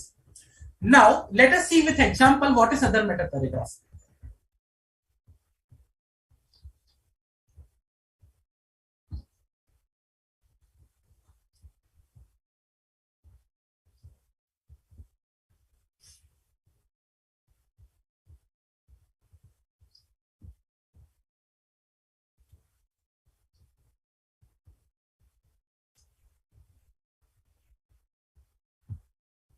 See, this is other matter paragraph in the audit report. Okay, other matter. Now, other matter says that we did not audit the financial statement of these many subsidiaries whose financial statement reflect the total asset this much, total revenue this much, cash outflow this much. Okay. The consolidated financial statement also include group share of net loss this much, this much, this much. In respect of 3 associates whose financial statement has not been audited by us, these financial statements have been audited by other auditors whose report has been furnished to us by management. In our opinion, on the consolidated financial statement, so far it relates to the amount disclosed included in the respect of these subsidiaries. This is this. Our opinion on the consolidated financial statement and our report on other regulatory requirement below is not modified in respect of above matters. Now, this is something as per SA. Which essay we have already seen this particular one. Which essay it is? It is essay 600 using the work of another auditor. Over there we saw that okay, whenever we are relying upon the work of another auditor, we need to mention this fact, and this fact can be mentioned in other matter paragraph. Let me go back and show you.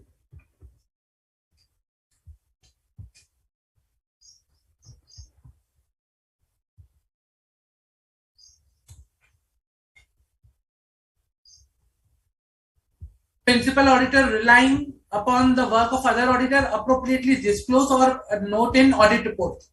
So this appropriately disclose is nothing but other matter paragraph.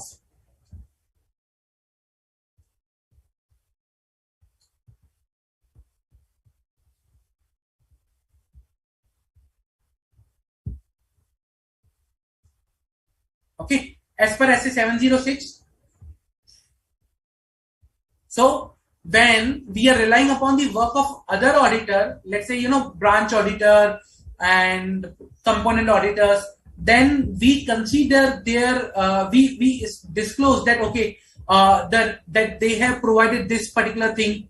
Okay, we have relied upon their work. See over here also state clearly the division of the responsibility of financial information of the entity by indicating to the extent which financial information of the component audited by other auditors have been included in FS. Note in audit report SA 706 other matter paragraph. Remember we discussed in SA 600. So one of the requirements come from SA 600 that okay, you need to report in other matter paragraph, okay, information about the component audited by other auditors. But if you see here, what other things can be? So in other matter paragraph, what we have done is it is something related to audit. It is something related to audit, okay, which is an auditor's judgment.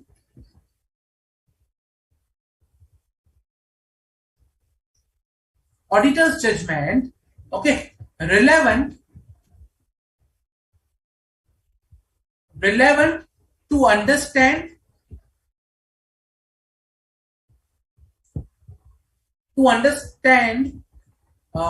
relevant to users understanding, basically not understand but relevant to users understanding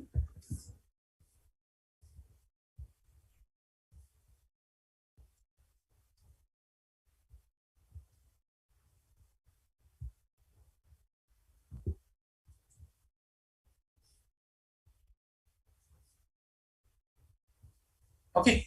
So I'm saying that okay, other matter paragraph will consist of items that are related to audit, and in auditor's judgment relevant to the user's understanding regarding audit, auditor's responsibility or audit report.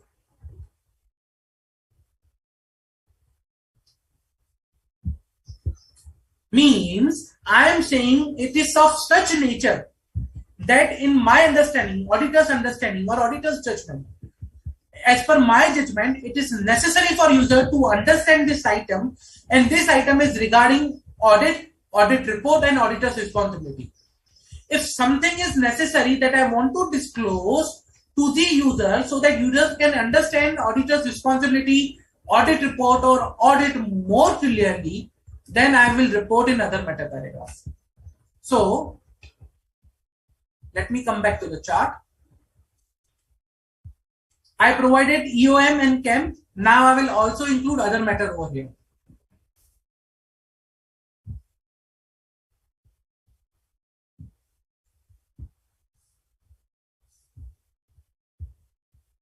Okay. Now whether it should be presented in FS? No, it is not presented. In FS. Reason because this is something related to audit. It will not be there in financial statement. Basis how I need to report this particular item is okay. Here I consider necessary to communicate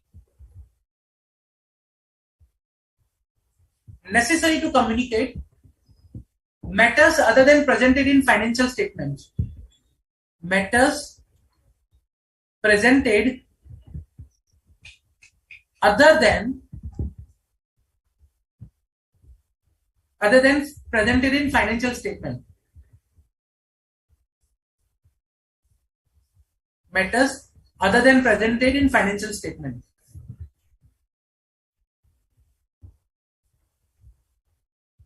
Okay. These matters, in my judgment, in auditor's judgment,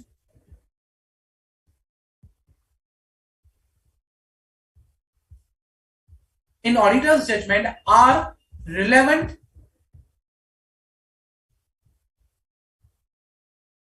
for user understanding users understanding regarding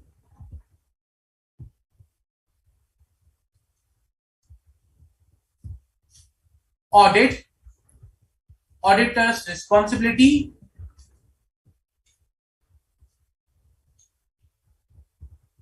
or audit report.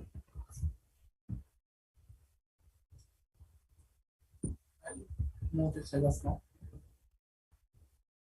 Okay, that is the basis.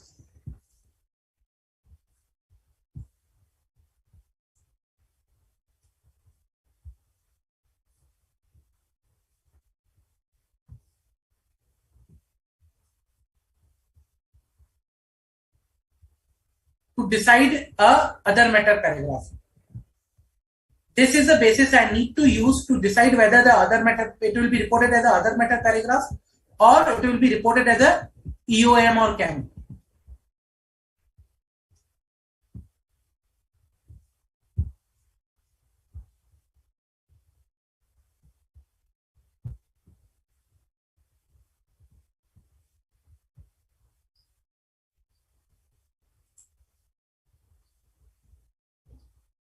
Clear? Okay. Now, again, I can only report, okay, all these three things, whether it's a CAM, it's a EOM, or it's a other matter paragraph. It should not be qualifying for other. Let's say, for example, I can only report in other matter paragraph when it is not a CAM. I can only report as a EOM when it's not in CAM. And I can only report as a CAM when it is not in EOM and OM. Okay. Clear? Understood the difference between all the three?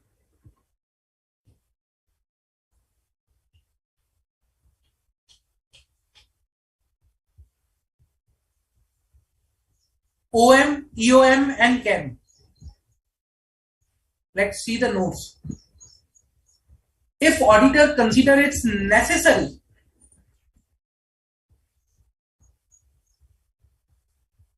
to communicate matter other than that are presented and disclosed in financial statement, that in auditor's judgment is relevant to user understanding of the audit, auditor's responsibility or audit report, then we disclose in other matter paragraph. Here, in this particular thing, this is relevant to understand what are my responsibilities. Okay, what are the things I have audited, what are the things I am not audited. So this is relevant to understand the audit that I have performed. Okay, this is relevant to understand the audit I have performed because it says that have not been audited by us, have been audited by other auditors and furnished to us by management. So this is something pointing out to audit. This is not present in my financial statement or any note as disclosure. Okay, these are the things which are not audited by the auditor.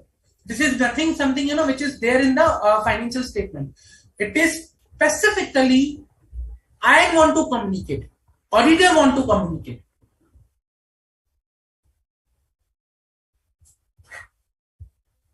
Okay. That's why I will include into other matter paragraphs. Any doubt? We can disclose unless disclosure is not prohibited by law, or these matters should not be a CAM as per SA 701.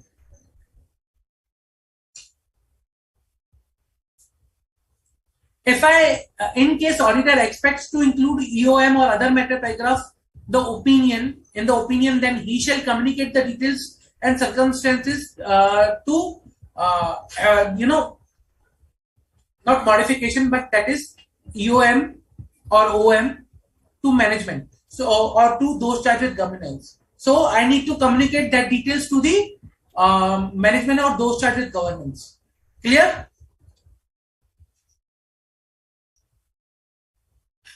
What is OM, what is EOM, and what should I do when I report? Okay.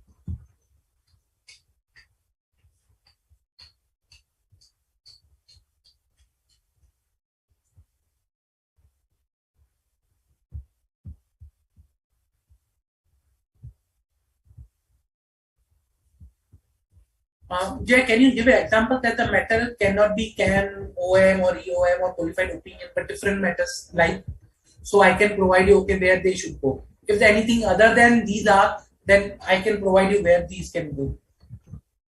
Any example of that? Meanwhile, let us see one question with respect to this particular area.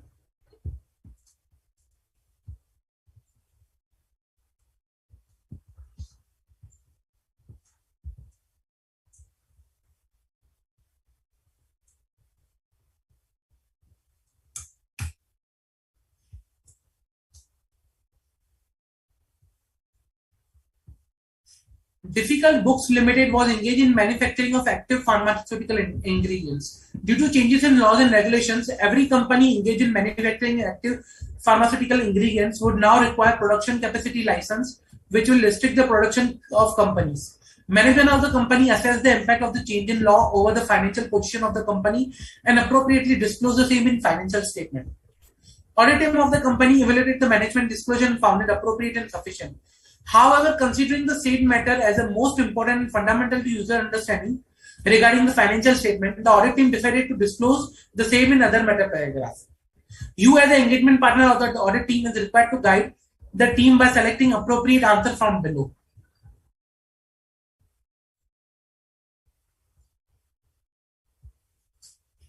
The audit team should disclose the same as a key audit matter as involves with a significant estimate and judgment. The audit team shall disclose the under as the other matter paragraph, as this matter is other than the matter disclosed in the financial statement and relevant to the user understanding of audit.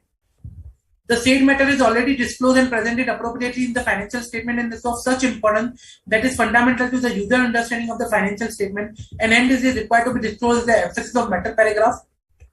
As the auditor identified this disclosure is inappropriate and not sufficient, and hence the said matter required to be qualified in audit report. What is the correct option? A, B, C, D, guys.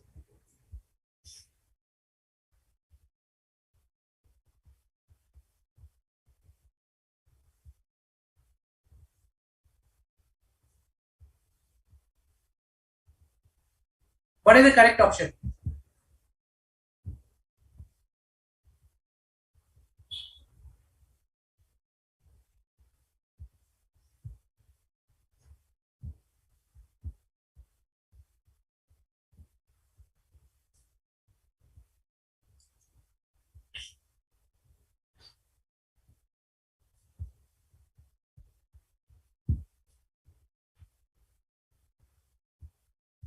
Try to understand the question and accordingly you try to answer. What should be the correct option in this case?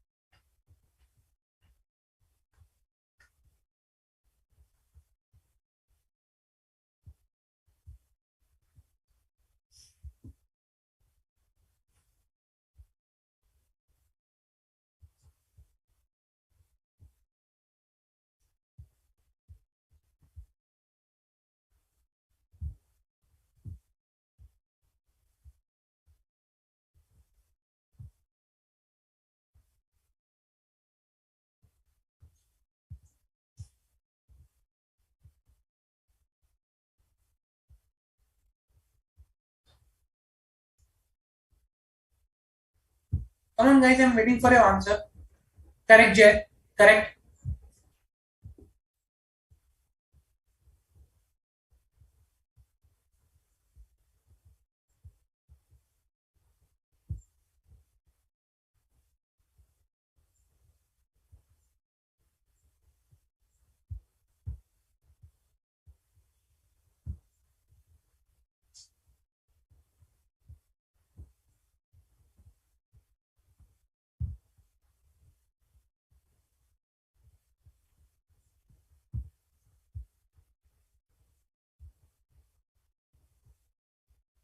So here, this matter is already disclosed in the financial statement. Okay.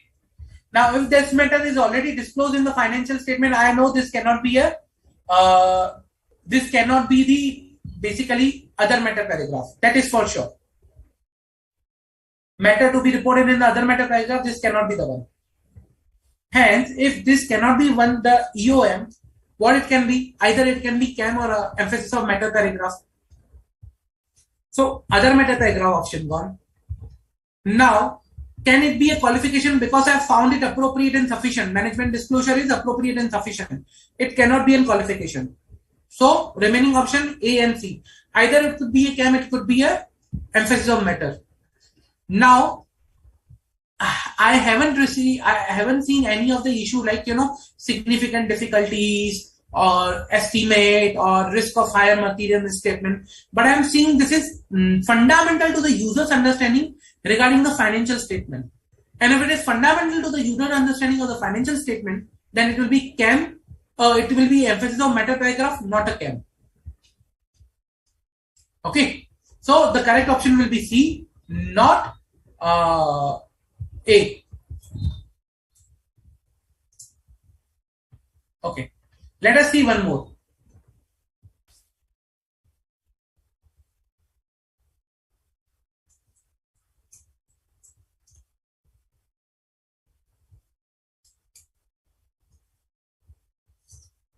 During the course of audit of ABC Limited, the audit team identified misstatement of filing in the valuation of inventory. The total inventory at the end of year was 1 crore 50 lakhs, and the performance materiality was 4 lakh 50,000. After the evaluation of the misstatement, the audit team concluded the misstatement are material but not pervasive in the nature. Hence, the audit team decided to disclose the information regarding the misstatement of valuation of inventory as an emphasis of matter in the audit report, as the audit team concluded that this matter requires attention of the user and is fundamental to the user understanding of the audit report. Kindly guide the audit team regarding the necessary disclosure to be made in the audit report by selecting appropriate option. Okay. Before going to the options, let you tell me what should be the correct way of disclosing, and whether this is the correct way of disclosing. Answer yes or no. So what audit team has done is disclose the emphasis of matter. What should be the correct way and whether this is the correct way or not.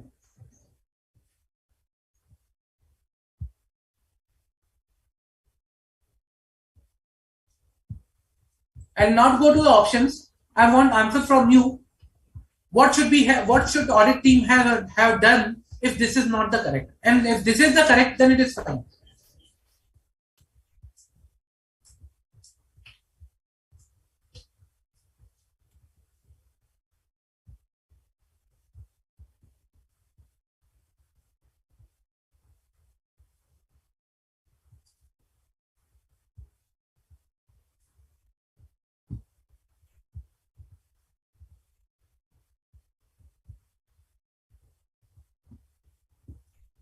Come on, guys.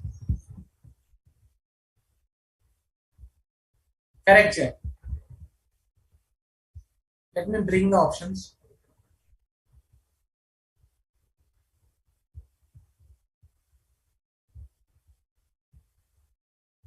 Okay. Now the options are: misstatement in inventory require user attention are most important, which is fundamental to the user understanding of the financial statement. Hence, the said matter is required to be disclosed as a key audit matter. Misstatement in his inventory of material in nature but not pervasive, and the said misstatement can be disclosed as a qualification in audit report. Misstatement in the inventory, according to the auditor's judgment, is significant with respect to the audit, and hence the same amount should be disclosed as a key audit matter, along with the necessary disclosure in other matter paragraph. Misstatement in the inventory require user attention, which is most important and fundamental to the understanding of financial statement, and hence the said matter are required to be disclosed as the emphasis of matter paragraph. So the correct option,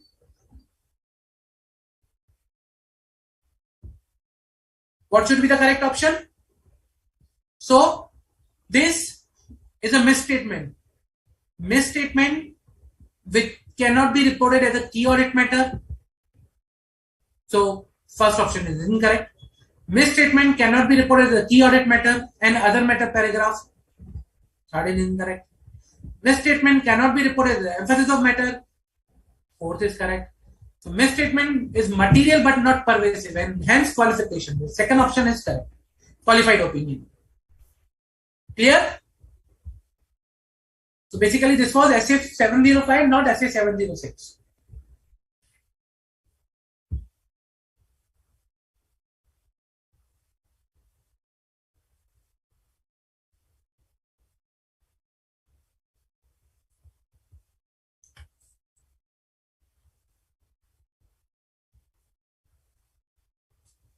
Any doubts? Okay. If no further doubts, then let me shift to the next standard for today, that is SA 710. Okay. Now this standard again very important. Reason because we will see one of the disclosure as per SA 710, and then I'll show you why this standard is important. Okay.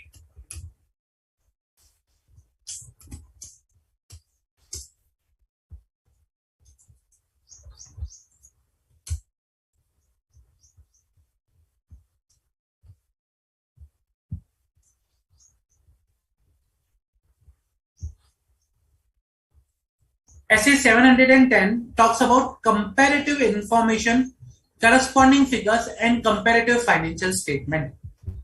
Okay. Now, why this essay is important? Reason because whenever we are auditing the financial statement, okay, there are comparative informations present. Comparative informations can be of two types: corresponding figures and comparative financial statement. Corresponding figures are something which are shown but no opinion is issued. So for corresponding figures, the auditor opinion on the financial statement refers only the current period only. Whereas for the corresponding comparative financial statement, the auditor's opinion refers to the period for which financial statement are present. Okay, means let's say for example, information is there, but I am not issuing any opinion. That's a corresponding figure. Comparative, where I am issuing opinion also, that's a comparative.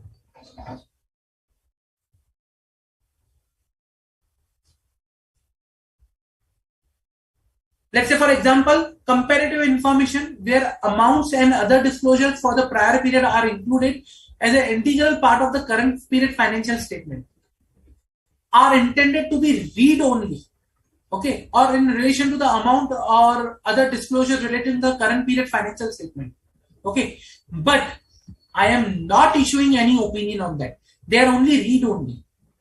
That is the corresponding figures. So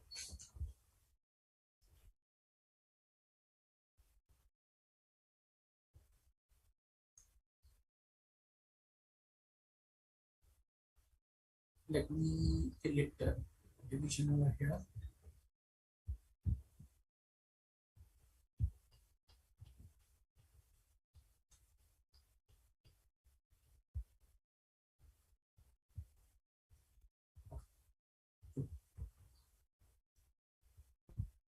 Now I'll bifurcate the both.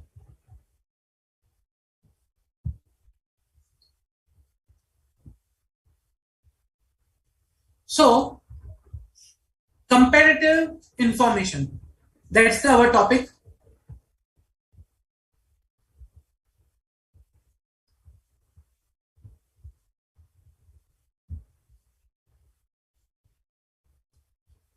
Now when I talk about comparative information means amount of previous period disclosed in financial statement. Amounts of previous period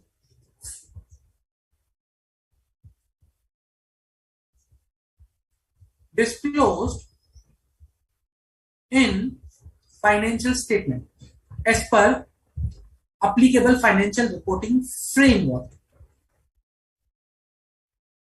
Okay, that is a comparative information.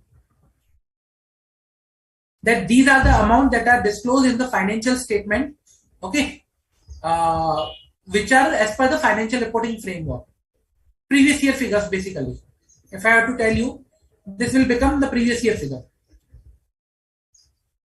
Fine. That's the comparative information. Now I come to corresponding figures.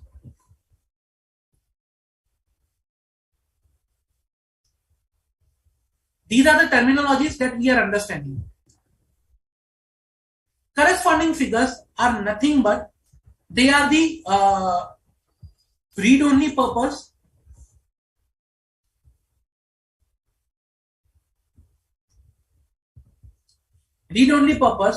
okay, corresponding figures, okay, plus they are the amounts of prior period.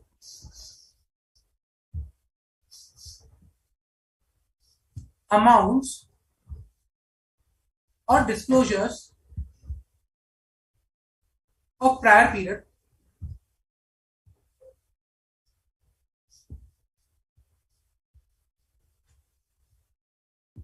they are included in the current year financial statement, included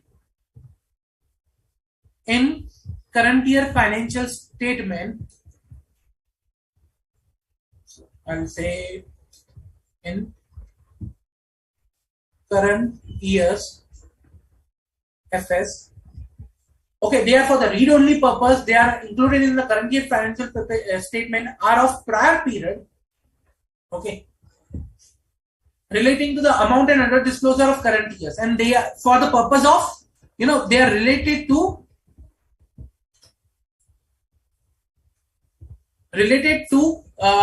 amounts of current period. So basically, they are current year's amount or disclosures. They are related to current year amount and disclosures. Now, when I talk about corresponding figures, auditor is not required to form an opinion on that. Means when corresponding figures are presented, auditor's opinion shall not refer to these corresponding figures.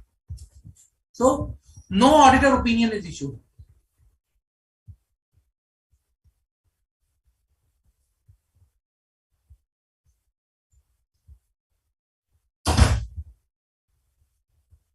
Okay, and I'll do a little star mark over here to explain why.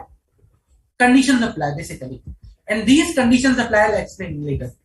Okay, so comparative information, that is amount of previous period disclosed in financial statement as per applicable reporting financial framework. That is there. We understand previous year numbers. Corresponding figures we understood. That is there. Okay.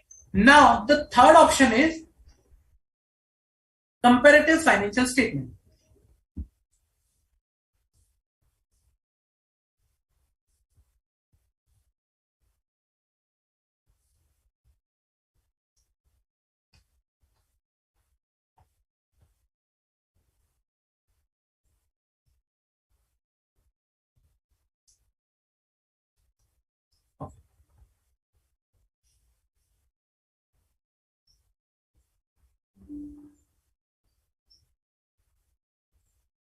Now, comparative financial statements are comparative information only. Like we saw here, comparative information, these are comparative information only. So, comparative financial statement is nothing but my comparative information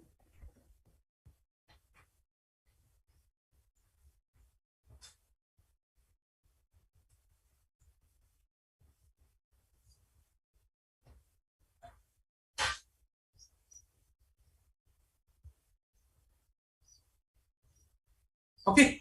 This is nothing but my comparative information plus they are certain informations on which, like these are the comparative informations of prior period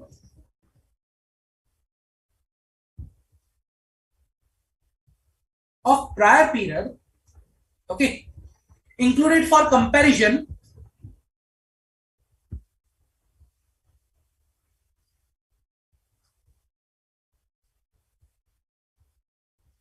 but but our auditor's opinion is issued on this. Auditor's opinion is issued on this. Means they are included in the auditor's opinion or slash included in auditor's opinion. Means I am also issuing an opinion on this. Comparative financial statements are comparative information only, where amounts and other disclosures for prior period are included for comparison with the financial statement of current period, but are referred in the auditor's opinion. They are referred into my auditor's opinion. Those are the comparative financial statements. Clear? So, where comparative financial statements are presented, the auditor's opinion shall refer to each period for which financial statement are presented. On which auditor's opinion is like my opinion should refer to the each period.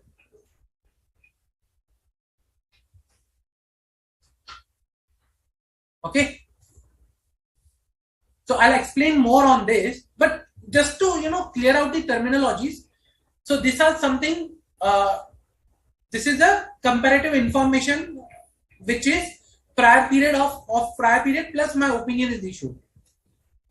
And comparative information is nothing but amount of previous period disclosed as per the FRS. And if I issue add opinion with the comparative information, it becomes comparative financial statement. Clear? Okay. Now, coming back to the standard. Now, what standard says that, okay, auditor's responsibility regarding the comparative information, which can be corresponding figures and comparative financial statement. Okay. So, standard says that the scope of this standard is auditor's responsibility regarding the comparative information in the audit of financial statement. Okay. In case where the financial statement were audited by preceding auditor, okay, or whether not audited, then SA 510 will be applicable. This SA will not be applicable.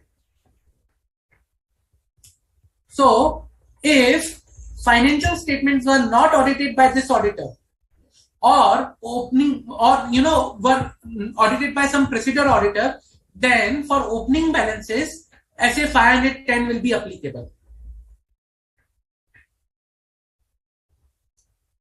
For corresponding figures, the auditor's opinion on the financial statement refer only to the current period, not to the prior period. For comparative financial statement, the auditor opinion on the financial statement refers to the each period, means on the prior period also. And the objective of the auditor is to obtain sufficient and appropriate audit evidence of the comparative information in the financial statement, which has been presented as per the accordance with the applicable financial reporting framework or not. See, if I am not issuing an opinion on the corresponding figures, then I am not required to obtain any audit evidence.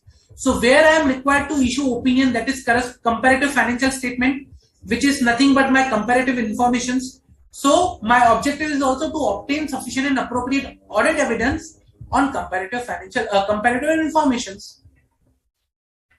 Clear? Okay. Now, what it says that this standard says that, okay, for audit procedures that you are required to perform for the comparative information is determine whether financial statement contains as comparative information as per applicable financial reporting framework. Okay, then evaluate whether the comparative information agrees with the amount and other information disclosed in previous year. Simple. Whenever a comparative information is given, like corresponding figures, okay, not corresponding figures, like figures of previous year. Whenever comparative information is given, the standard says that agrees that comparative information with the amount disclosed in the previous year. Okay, and accounting policies reflected in comparative information are consistent with those applied in the current year. If any material misstatement appears in the comparative information, then perform additional procedure to obtain sufficient and appropriate audit evidence. Also apply SA 560. What is SA 560? SA 560 is a subsequent event. Okay. Means SA 560 says that, okay, when you identify any information that is different, like, because of subsequent event, then evaluate accordingly. So apply SA 560. That is basically referring to that when you identify any event, subsequent event, okay, and that particular event like have been known after the financial statement have been issued. Let's say last year there was an event which was known only the financial statement was issued. After the financial statement was issued, okay, and after the audit report was issued, and because of which there has been change and there has been material misstatement in the comparative information, then see if you can apply the 560 also or not. Clear? Okay. Then ask for the written representations for all the period included in any prior period and item disclosed in the P&L. Okay. So what it says is that you need to first check whether the comparative information is same which was disclosed in the last year. Accounting policies applied consistently. Third, if you identify any misstatement, perform additional procedures and check whether you need to apply SA 560 or not. Means, is there any event which was identified after the financial statement were issued? And also obtain written representations for the items that are separately disclosed in the current year's statement of profit and loss account as the prior period items. Clear? That is the audit procedure you need to perform for the comparative informations. Now, coming back to the requirements of the corresponding figures. Usually, for the corresponding figures, okay, auditor opinion shall not refer to the corresponding figure. Means I am not required to opine on the corresponding figures.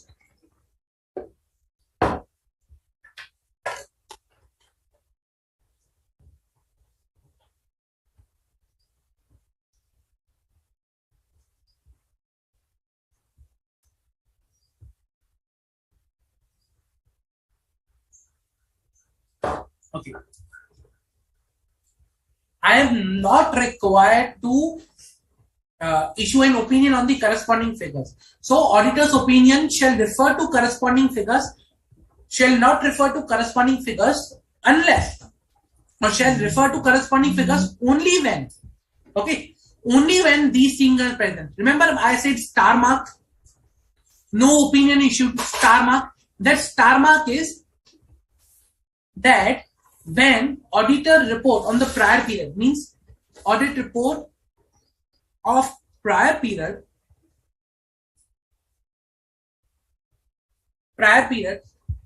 was qualified opinion or adverse or disclaimer, okay, or disclaimer, okay, and that matter of that misstatement which is giving rise to qualified opinion, adverse or disclaimer, that misstatement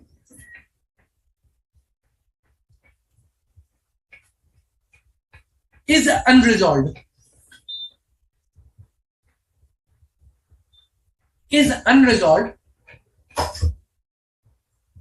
Okay, then the auditor shall modify auditor's opinion on the current period financial statement also. Then the auditor is required to,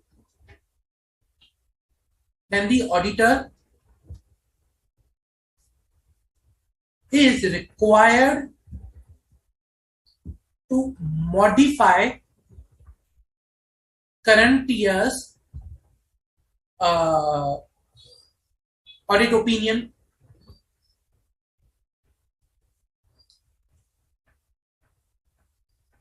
Okay, then the auditor is required to modify current opinion. But what is that to do with the corresponding figures?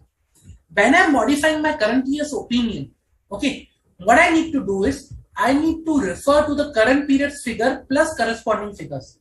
So when I will be modifying, at that time I need to refer my modification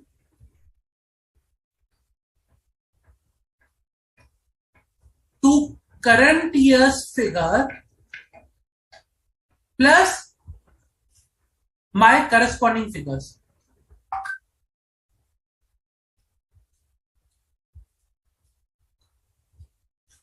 Okay, which has a material effect on my current period figures.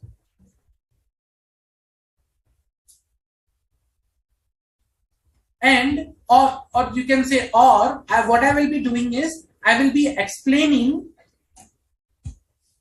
Okay, I will be explaining that the audit opinion which is being modified, okay, that the modified opinion of current year is because of effects or possible effects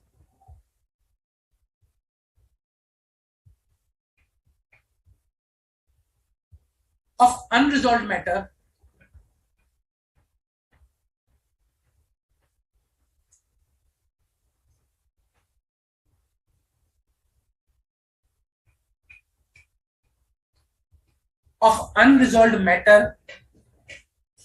on the comparative on the current period's figures and corresponding figures, on current year's figures and corresponding figures.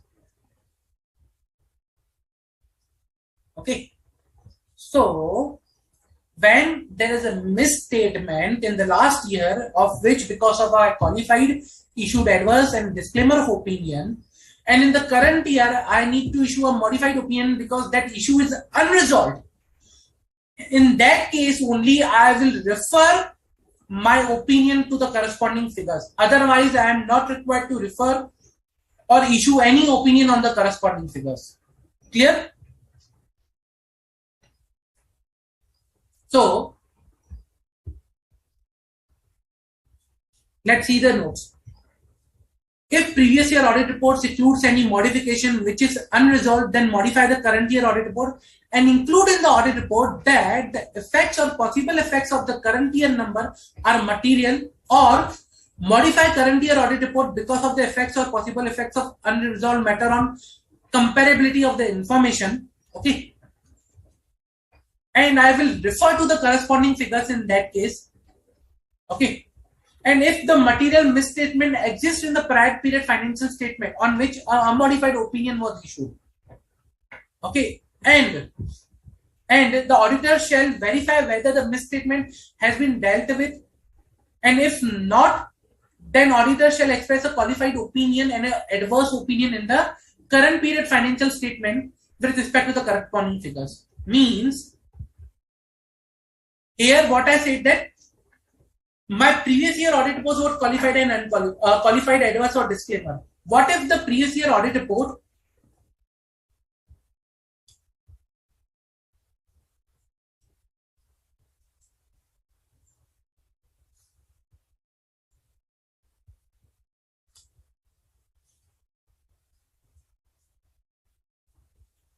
if previous year audit report was unmodified?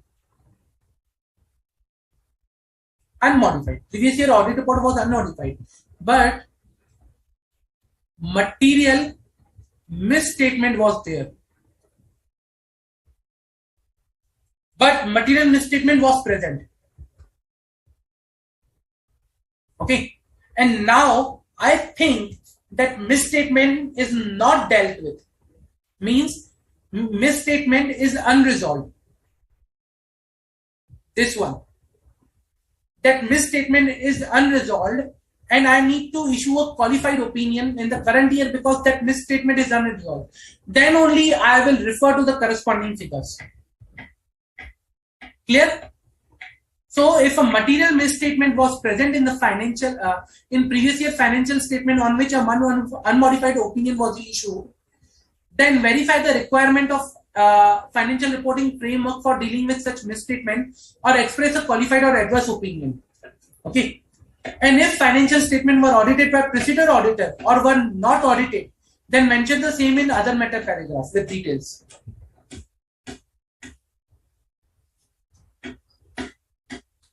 Okay. So that is when I will refer with the corresponding figures. In these cases only, I will refer corresponding figures in my audit opinion. Otherwise, I will not refer corresponding figures in my audit opinion. So this was the star mark, basically. When I need to refer to the corresponding figures in my audit opinion.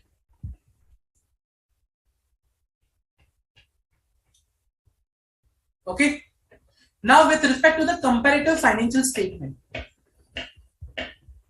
as I said, comparative financial statement are presented. An auditor's opinion is issued on each period which is there in the comparative financial statement. Okay. So if my opinion is expressed or if my opinion is issued on the comparative financial statement, then I need to perform certain procedures. Okay.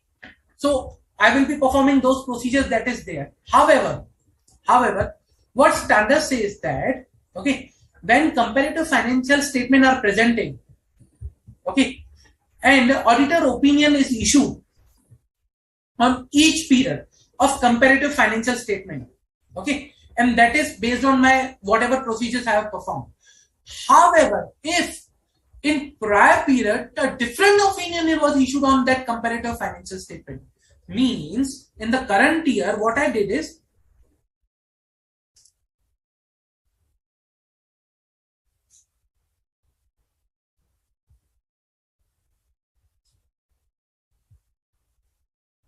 okay, let's say this is a financial statement which includes FY 21-22 comparative financial information or financial statement of 2021,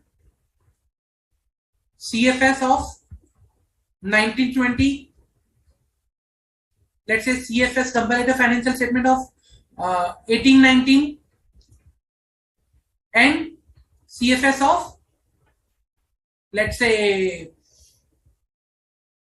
1718. And why it is required? Let's say, for example, when you are going for a filing, okay, public issue, and your previous year financial statement were issued as per AS. Now you want to issue for now you want to submit your last year's financial statement as per Ind AS. Okay, so let's say last year was AS, now shifting to Ind AS and going for public issue. So in that case, I need to convert to Ind AS and I need to present those last year's five years financial statement. Let's say assume this is a requirement. So I will convert to Ind AS all these previous year financial statement and I will accordingly issue my opinion on them. But let's say I issued unmodified. However, on this particular year, 18-19, previous year auditor issued adverse opinion. This time I issued unmodified opinion, but last year it was previous year auditor issued adverse opinion. Okay. Now there is a difference of opinion. Here there is difference of opinion. Because I am again issuing an opinion on the comparative financial statement on which it issued opinion is already issued. Okay, then I shall disclose substantive reason for difference of opinion. For this difference of opinion, I need to disclose substantive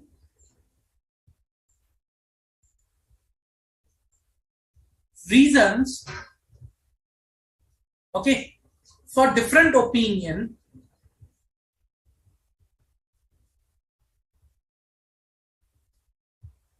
in other matter paragraph SA 706.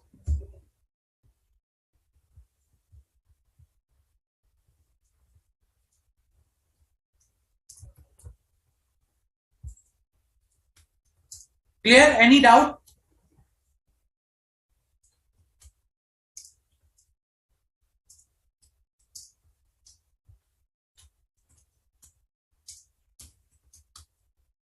Any doubts with respect to this?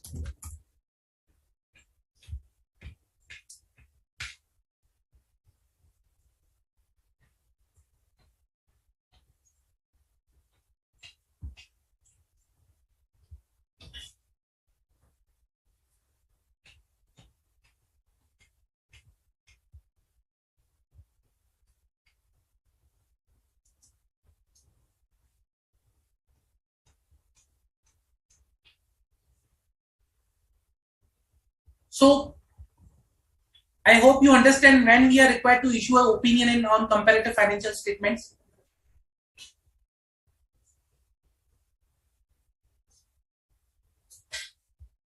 So when you are required to issue opinion on the comparative financial statements, let's say because of some reason, okay, then in that case, if your opinion is different than the previous year's opinion, in that case, you need to provide substantial reason why your opinion is different than the previous year reason.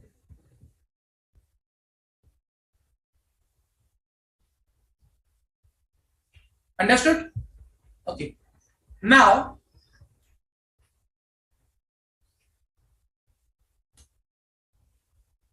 let us see if the opinion on the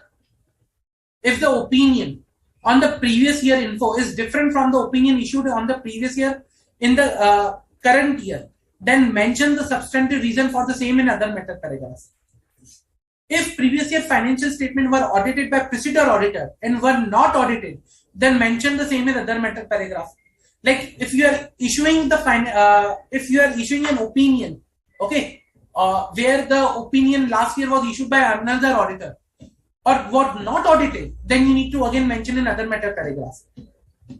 Okay. If material misstatement existed in previous year financial statement on which unmodified opinion was issued, then communicate with the management and those charged with governance and request the previous year auditor that he should be informed. Okay. And if previous year financial statement are amended and a new audit report is issued, then auditors should report only on the current period. So let's say, for example, in this case,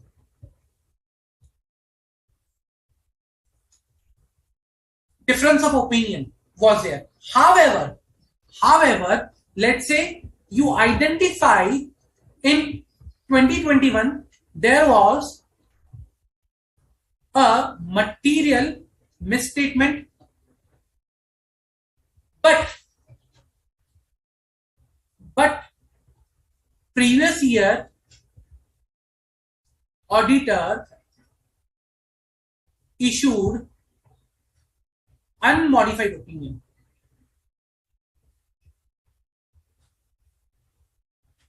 Okay. In that case, ask management and those charged with governance to inform that auditor that there was an issue, there was a misstatement. Inform that auditor about misstatement that I have identified. Okay, and once a auditor is informed about the misstatement, then follow that audit. Then that particular auditor who is informed about the misstatement will follow that auditor. Sorry,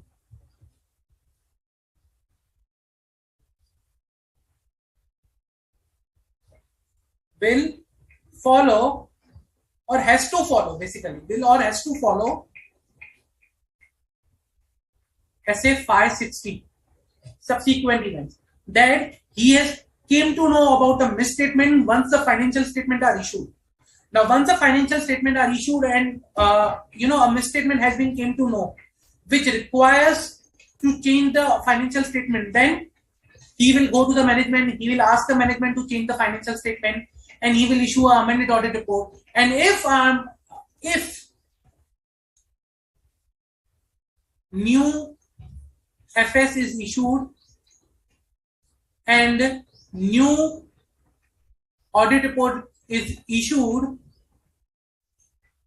if new FS is issued and new audit report is issued, okay, then in that case, our opinion,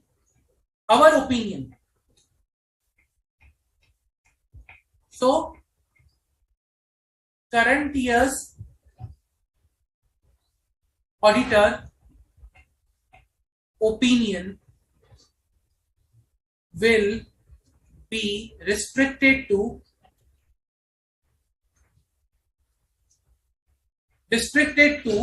current period only. In other words, no opinion is issued on comparative financial statement or previous year numbers.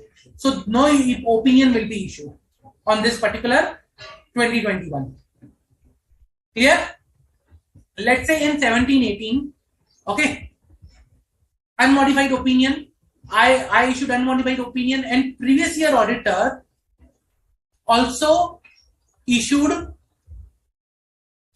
unmodified opinion. Then mention the same in other matter paragraphs that it was issued by some other auditor. Opinion was issued by some other auditor, or there was a different auditor in that particular year. Okay, so that is the requirement of SA 710 with respect to the comparative financial statement.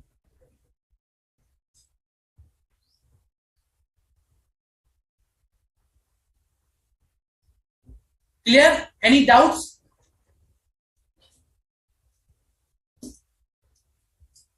So if I have to summarize, okay, first of all, what is the purpose of SA 710? SA 710 provides you three things. Okay, what is your responsibility with respect to comparative informations? What is your responsibility with respect to the corresponding figures? And what is your responsibility with respect to comparative financial statement? SA 710 says when you are talking about comparative information, what you need to do is you need to obtain sufficient and appropriate audit evidence.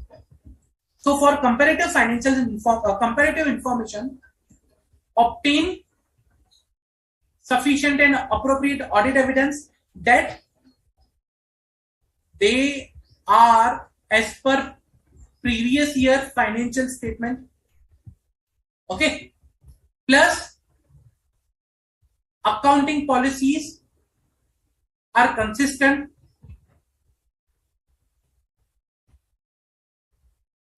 So accounting policies are consistent. They are as per the previous year financial information. Accounting policies are consistent. And if any material misstatement is there, then perform additional procedures plus apply SA 560 and written representation for prior period items in P&L. Okay, that is the requirement for comparative information. For corresponding figures, it says that do not issue an opinion unless that the condition star mark that previous year qualified and misstatement was not resolved. Now you need to comment on the corresponding figures because there is a misstatement, and or if previous year unmodified but misstatement was there which is not resolved, then only corresponding figures, then only refer to the corresponding figures. With respect to the comparative financial statement, means this is the comparative information that is there in the financial statement, okay, but you are issuing an opinion. And when this happens is, let's say for example, let's say for you are going for a public issue and you need to restate your numbers for the last 5 years financial statement, or you need to prepare your last 5 years financial statement as per Ind AS, because earlier they were prepared as per the AS, and you now to issue an opinion on the last 5 years financial statement. That is comparative financial statement where you are issuing an opinion. Then this standard tells that what is your responsibility. Your responsibility when you are issuing opinion, you need to perform audit. That is for sure. And you are performing the audit, follow all these standards. But there are some specific scenarios also that this standard talks about. Specific scenario is when the opinion is different. So difference is opinion, provide substantiate reason. When there was a misstatement, you identify another matter paragraph. So that is specific requirements with respect to the difference in opinion or change in auditor in case of comparative financial statement. That is a summary of essay 7, 8, and 10. Clear? Any doubt?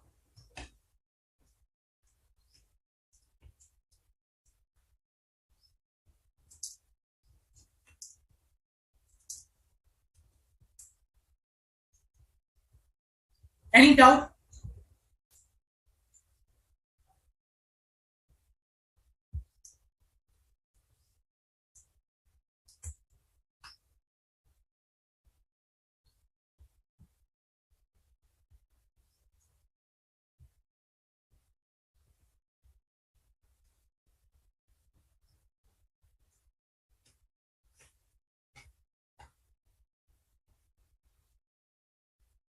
Let me check if I have that particular thing. I can show you.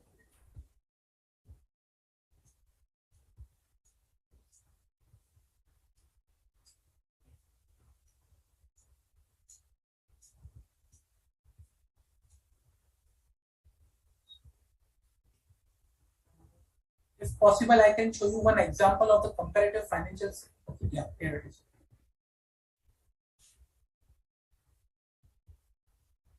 Okay, just give me a minute, I'll show you.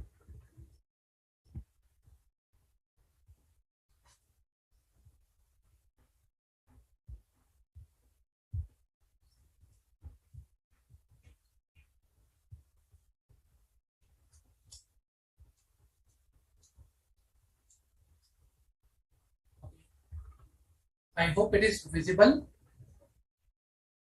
Yeah, it is visible. Okay, that's great. So this is a restated financial information which was there in the draft prospectus. Okay, draft prospectus contains this restated financial information. Now, this restated financial information, if you see here, an opinion has been issued. Okay, opinion has been issued over here. At September 2021, March 31, March 20, different financial statements are there. Okay, and they are presented over here, and they have issued an opinion on that because that's the multiple financial statement. These are the comparative financial statements. Okay, and they will provide that. Okay, restated standalone summary of assets and liabilities as on 31st March, 30th September, 31st March, 31st March 20, 31st March 19. Okay, same. My restated summary of profit and loss account, on these dates, my restated summary of cash flow statement. This is comparative financial statement. Okay. And they have issued an opinion on this. So their opinion is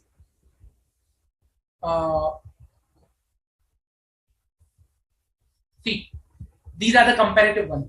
When they are issuing an opinion, they have to perform a procedure. Or if it is a corresponding number, they will mention, okay, we have no responsibility on these numbers. But here they have issued an opinion. Okay, so they are saying that given to us, we are of the opinion that the restated financial information have been made after incorporating adjustment, for the material amounts, for the changes in accounting policy retrospectively, do not contain any extraordinary items. There were no qualifications in the audit report issued to the statutory auditor for the company for these years, which would have required adjustment in the restated financial information. So this is an auditor's report on the standalone restatement financial information. One of the example, when we can, when there can be a restated financial information. Okay. So this is when a financial information can, restated financial information or statements are issued. When they are filing for the public issue, and at that time multiple years are required to be given, and at that time SA 710 will come into picture for comparative financial statement. Now hope these three are clear. In comparative information, previous year or previous year figures which are there in the financial statement, corresponding figure, I am not required to issue any opinion unless star mark. Comparative financial information, the current case I showed you, when I am issuing opinion, but I perform audit procedures and the specific requirement of SA 710.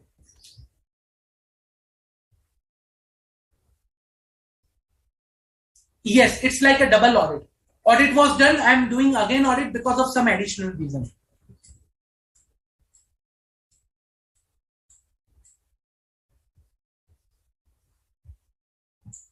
Any doubt?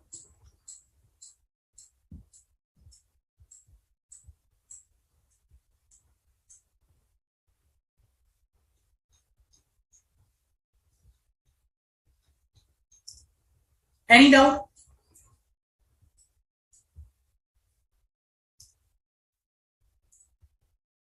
If no further doubts, then I think we can conclude the session over here. Okay, there is one more doubt. SA 610 in contradiction with section 144, which prohibits internal auditor work by external auditor. See, as section 144 says that that statutory auditor cannot provide management services. So if you see section 144, it restricts auditor not to render certain services. It do not restrict that I cannot take help from internal auditor. So section 144 says that external auditor cannot perform work for internal auditor. But I am doing reverse, that internal auditor is performing for me. So section 144 will not come into the play.